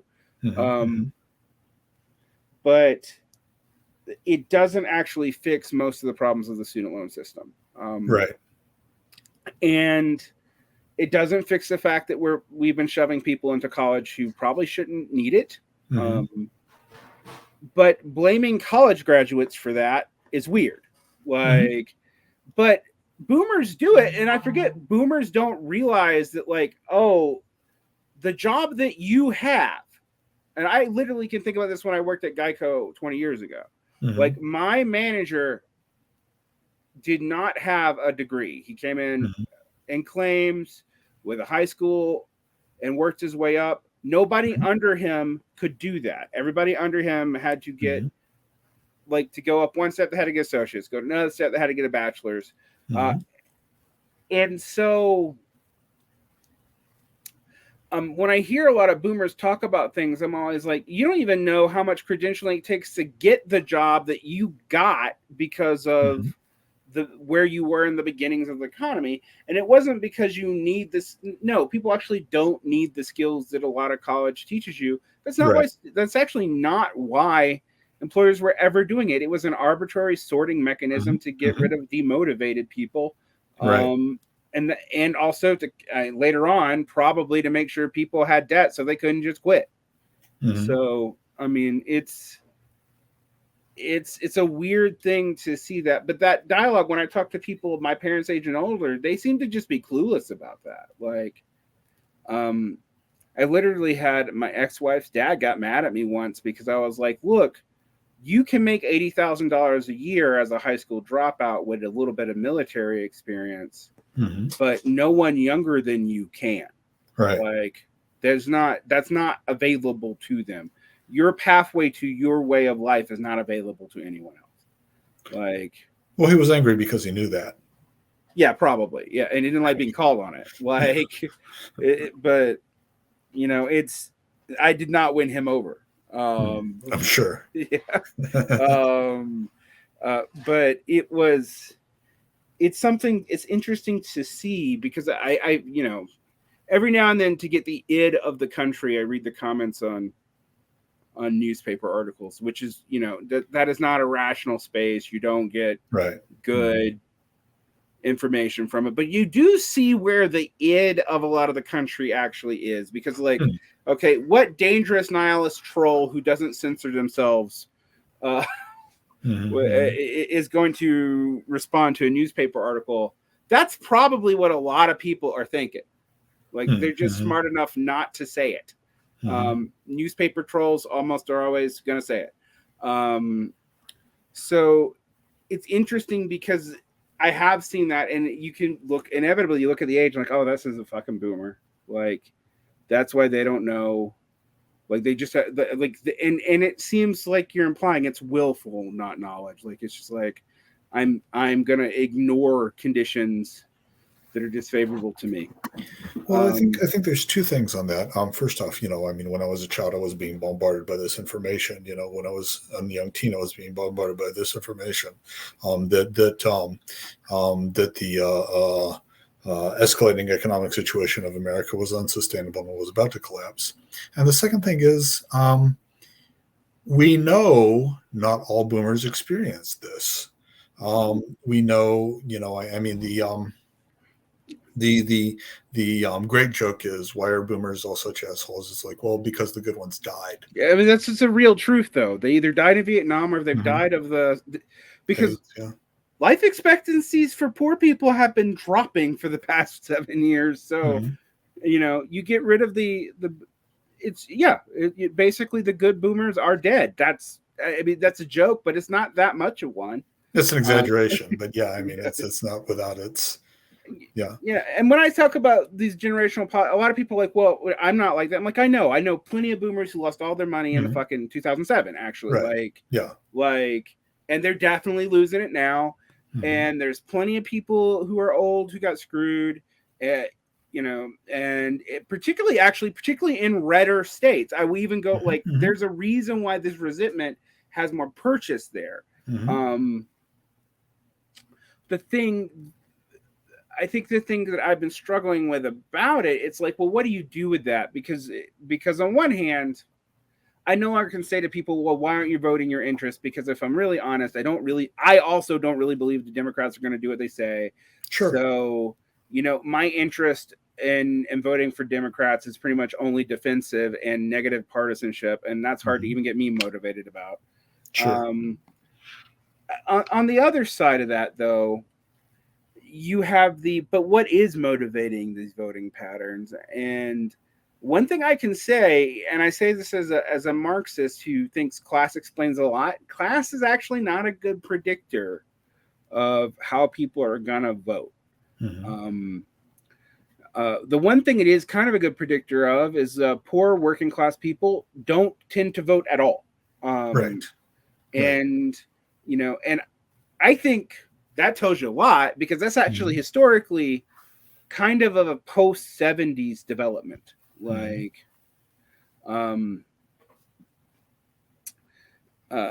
it's been the condition of pretty much all our lifetimes. I mean, I actually even wondered, how many people at those Trump rallies who identify with Trump probably didn't even vote for him because they just don't vote. I often ponder this. How many of them are affected by felon laws and can't vote anyway? Right. If they're in the South, I don't know. And so and there's no way to study that easily. It's not like people are gonna be like, okay, are you going to vote? And do I trust you to tell me the truth? And I can't verify it. That would break our secret ballot. I believe that Maine and Louisiana are the two states that most consistently lie on polls. It was in 2000, and it was during the Obama's years that somebody pulled Louisiana and said, do you think Obama should have stopped 9/11? And Louisianans overwhelmingly voted yes, Obama should have stopped 9/11. Now, you have kids today that probably believe that, but at the time the poll was conducted, there was no way that the people of Louisiana honestly believed that Obama had the power to stop 9/11. They were just being assholes to the pollster. Now, why do you think it's Louisiana and Maine? Why? Oh, I have no idea. I've never been to Maine. I think Maine has this weird. To me, Maine actually rhymes more with the maritime Canadian provinces, which are liberal but poor, in Canada. But what's interesting about Maine is they're a New England state, and they elect moderate Republicans, kinda, but they're also sometimes super duper reactionary. So it's I don't know what to do with you. Are they shamed by their neighbors? Right? They're afraid that Connecticut's gonna get pissed. I don't know. Louisianans, Cajuns are never going to trust the government. New Orleanians are never going to trust the government. For good reason, honestly. Yeah. Absolutely. Yeah. Absolutely. I mean, now I think about it, if I'm in New Orleans, I'm going to lie. Fuck those guys. Why that lie in particular, I don't know. I mean, I imagine a lot of people just thought it was funny. wow. But it is interesting to think about. Like, how long? I mean, I guess the question is, do you think the Republicans are going to be able to hold these southern areas forever? Because I will say this: much ado has been made about this. Um, is that people of color, and I need to actually be very specific here. Latin people who do not hold degrees, Black men, not women, actually notedly, and South Asians are defecting from the Democratic Party in significant amounts. Although it's hard to know if how like it's significant, but it's still like in the case of say Black men, it's still fairly low. In the case of Latin, it really depends on the nationality and the region, varies pretty greatly. But all of them seem to be abandoning the Democratic coalition. So the racial demographic argument thing probably won't be true forever. All that said, though, it still seems to me like a lot of the Southeast is poor enough that it's never going to really totally be on the Republican agenda, particularly in the cities. So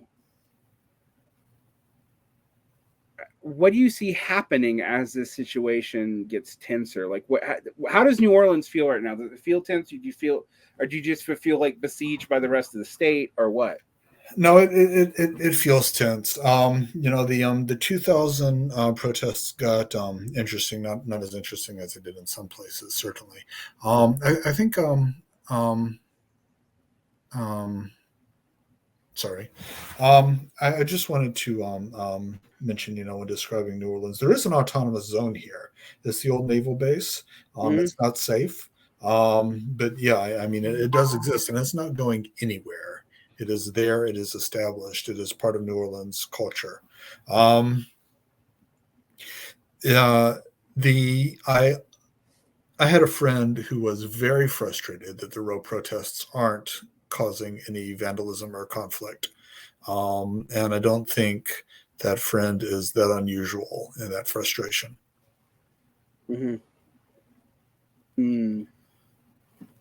But not that I am anti-vandalism or pro it. I'm going to just say that to cover all my bases. But what do they think the vandalism would achieve?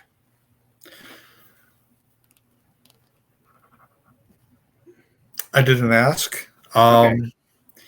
The vandalism that took place during the George Floyd protests here got a lot of attention.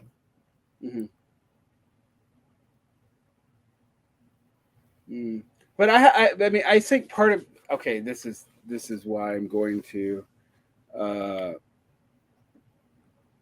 maybe like sound super cynical. Part of that though is because both the Democrats and the media could benefit off of the narrative around Trump, whereas it is not clear.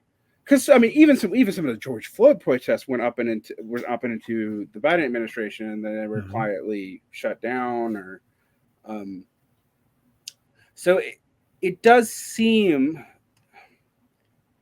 to me like it's harder to, even if they were to have that vandalism and to have the anger. I don't know that the media would cover it in the same way it covered the Floyd protest. Like, I just don't know that it would be picked up in the same way. I don't know. I mean, like, it might work too. It's one of these things where there are so many factors that I'm looking at and going like, okay, what made Floyd, like, why did Floyd go so far and be so successful? Right. But then also, why did it seem recuperated so quickly, despite how far and how successful it was? Like, and then why did it only take a year for the Democrats to like pretend they never even took those stances? Like, it's, I mean, as a dirty class reductionist, which I'm not really, but whenever I want to piss people off. But I was actually pretty surprised at despite everyone's like, oh, identity politics, all the Democrats have. And I'm like, yeah, but they clearly are not, like, they're really not pushing it anymore. Like, it took them it was huge the first part of the Biden administration, and then like it seems like they realized it wasn't popular even amongst people of color and just dropped it entirely. And it was just like that, and like maybe we're gonna even see, like, we're gonna pretend we never did that at all. Like it's wild. So I get why people are fighting. I guess I definitely see where your friend would be coming from, and I kind of see that too, but I'm also thinking about, like, the calculus of the media and any side of the government's response to this is going to be different, because in this one instance, neither Republicans nor Democrats in power actually benefit from these protests. Like, neither side really does. Right. So it's harder to see how they would try to game it. And I'm not saying the media is all Democrats. I mean, clearly they're not. And you know, plus you have conservative counter media, which has moved in places that makes me like wonder, like, if we won't consider Fox News moderate in a couple of years. And the prevalence of just out and out conspiracy theories, and more on the right than the left, although both are now guilty of it. I don't want to get too much into it, but I thought some of the Russiagate claims were way overstated in ways that were discrediting. But I don't know. I mean, I guess you know, talking to you about this, it's like, you know, I think generationally, it's also going to be neither Gen Xers and millennials have caught a break, and it looks like we're about to not catch another one. And it doesn't help that under the Democrats, for reasons that I don't actually think are Democratic policies' fault exactly, and inequity has not changed and has not gotten any better. Right. And I think that is going to be a hard sell. But I also can't imagine with the, like, part of me is going, well, with the way that these conservatives are trying to take power, like even people like Ron Breyer, who's, you know, a theocrat, but is basically saying, like, slow down, and also don't try to enforce this on everybody because it's going to lead to a massive political backlash. The question is, where's that political backlash go? Like, I don't know. Yeah. Yeah. I think that I don't know if you saw it today, but Louisiana is very heavily gerrymandered. U.S. Congressperson map was the Supreme Court upheld that the black population of Louisiana could all be put into one incredibly gerrymandered slice, and that Louisiana would still just have one black congressperson instead of two, despite being a pretty black state. I think that'll continue to be effective. And the more seriously, I think that gentrification will cause the urban centers to stop being a Democratic stronghold. Effectively eliminating the Democratic Party. But that's what's weird about that. Yeah, this is what I'm worried about. So you would think that would actually be good, given the federalization of our system. All right. You would think having the Democrats dispersed from these super concentrated urban areas where they were captured and less potent because of that would be good. But I think you're right in that when you combine that with the specific way in which things have been gerrymandered since 2010 and the way Democrats have lost, they've come into power traditionally right before 2 years before election maps are redrawn. And then the counter thing ensues at the state level, and then it gets redrawn against them. But I've also noticed Democrats have been complicit on a lot of this because they've also made deals to stabilize their own seats. Right. Yeah. And so it's like, yeah, I actually, I don't think, like, I don't love Democrats, you know this about me, but like, I don't know what we do if you have a party that is substantively smaller than the opposition party, but the opposition party is so ineffective and it has allowed Mhm. states so much leeway and has not played the court game correctly since the 90s. Mhm. What they can do, or I mean, like it seems like they're basically consigning themselves to a permanent opposition party where they Mhm. barely exist. When you would think, oh well, you're having all these urban people who are who are nominally on our side, moving to rural areas would help us, but it doesn't seem to be at all. Right. So, I also think that we're about to see de-urban centralization for a lot of things, and I Mhm. normally think that actually be a good thing. I don't think it's great that we were so concentrated in a few urban areas in a federated republic. Like, it means that Mhm. those areas are always going to be underrepresented in the current law, and you Mhm. can't fix current law unless you actually win the game under current law. Right. So it's like a near that was always my frustration with like social democrats, like abolish the Senate, and I'm like, don't you have to win the Senate to abolish Well, it? shit. Sure. Yeah, like just constitutionally speaking, unless you're Mhm. calling for an armed insurrection, which I Mhm. doubt. Yeah. So I mean, maybe you are. I don't know. That Who, they me? aren't. No, No, they not aren't. you. No, I'm talking about like the social democrats are like abolish the Senate, and I'm like, Mhm. how are you going to do that? Mhm. Mhm. Like, um, I think it's a fascinating problem. I think the other interesting problem that I've found is I'm reading all these polls now about how nobody in America believes in democracy, including the right. Mhm. In that they believe democracies are good, but how they define it and who they think is part of it is getting so like absurdly specialized Mhm. that there's like almost no way, barring a catastrophe, to reunify any social trust between these groups. Well, there you go. We need the plot of Watchmen. Well, I mean, I hate to say we kind of had the product launchment in 2001, and we only stayed unified for a week. Right. Yeah. So, like, I mean, it did lead to George Bush being the only sitting president who didn't lose congressional members in a midterm election, Mhm. and like Mhm. ever, not ever, but since we've really been keeping up with it. Yeah. But it's so I guess there's that. But then I'm like, what do they do with it? We got the Patriot Act. We got Yeah. the horrid politics of the aughts that we've all been traumatized by the aught teens and 20s to like Mhm. drop and forget how bad they actually were. Sure. Mhm. But I mean, people, we were in some very stupid wars, like that killed a lot of people dumbly. Yeah.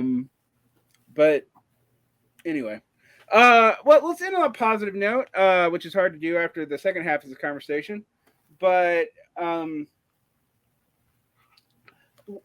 I always try to ask people who are new to the show and come on from non-political spheres to share something, anything that they like or enjoy, or I think people should check out. We talked about the books come out from Unlikely in the presses, Mhm. so we already had that. But what else would you Mhm. like? Do you think people should check out and enjoy in this otherwise dire time?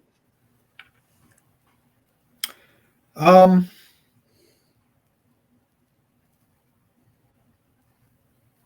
there's a popular saying here. It's a popular T-shirt slogan. You see it on theaters every once in a while. Everything you love about New Orleans is due to Black people. I love this city.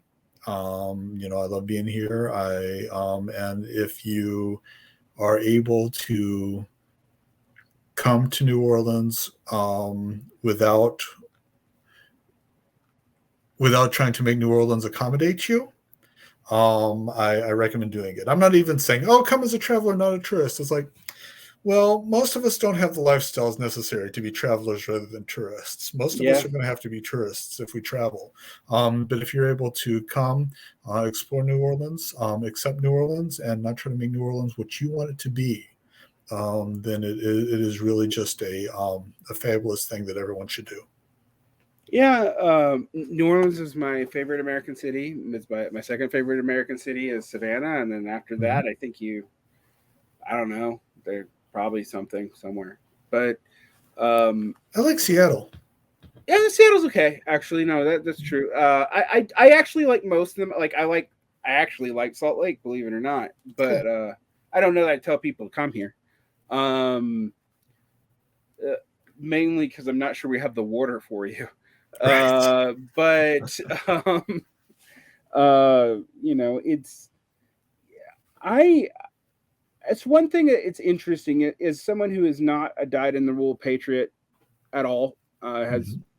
you I think American cities are underrated, and I think New Mhm. Orleans is particular. I mean, people, yeah, there's Goff New Orleans, people who remember New Orleans from the '90s, and everyone thinks like it's where Anne Rice hangs out.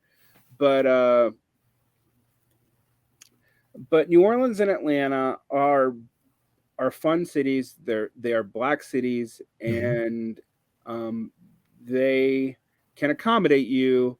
Although you should meet them on mutual accommodating terms. Right. Like, Exactly. um, you know, yeah. Don't try to make New Orleans Portland. My God, Yeah. like that ain't gonna happen. It's not gonna work. You're not. Neither you nor anyone else is gonna enjoy that process. Like, Mhm. no. Mhm. Um, but yeah, and I would also say get off. I love the quarter. I do. Mhm. And the quarter's great. And if you're a tourist and you haven't gone, go to a quarter. But Oh, don't it's an just excellent starting point. yeah. But don't just stay in the quarter. Get out. Right. Get out Mhm. into the larger area. I mean, um, you'll see some poverty. You'll see some shit. But you'll also Absolutely. experience some really cool areas. Good cheap food. Absolutely. Like gas station food is really fucking good in Louisiana. It Like really is. it's one of the few Yeah. places I can say that for. Mhm. Like yeah, you can get a good pool boy or a good low country boil in a gas station. Mhm. And there's a lot to it. Yeah, and I think I'm with you on that. New Orleans is a great place, and I'm glad you're. I need to get back there. Mhm. Um, it's The I'm Poetry nor- Festival is a great way to do it. That's true. When's the next one? When's the Poetry Oh, Festival come back? they'll still be in April. They're always going to be in April. Everyone's gonna do it. Yeah, Mhm. I think I might be back around for the Poetry Festival. I mean, Cool. hopefully. I already have another book, and who knows? By that time, I might have a third. So we'll see. Um, this is what happens when you like write for 20 years and don't publish any of it. Right. Right. Like it's just like it's not because I'm super prolific right now. It's because I did this Mhm. work a long time ago. Um, but yeah, so yeah, check out New Orleans and do more than hang out in the first quarter. Mhm. And don't be freaked out by the fact that you can drink outside of a bar, which is actually kind of cool. It's Um, wonderful.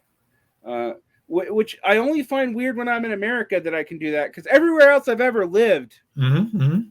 Mhm. except for the Middle East, Right. I could do. But even in Turkey, I could. Like in Turkey, I could Mhm. actually remember go. I was like, oh, so people like that's a Muslim country and it's super conservative, and yet I can buy a beer and drink it at the terminal for my airplane. Just Yeah. don't point it America's out the to weird you. one. New Orleans is normal. America's Yeah, weird. yeah. It's like everyone else has got weird. It's like it's not like you're doing. It's not like these laws have stopped people from binge drinking themselves to death, as we've Right. seen in the last 10 years. So Mhm. come on. But anyway, whole different rant. But thank you for coming on. People should check Thank out you. Unlikely Stories. I publish there, but there's lots of other good stuff there. I was Tons of actually stuff. sharing some of the stuff today as we were talking.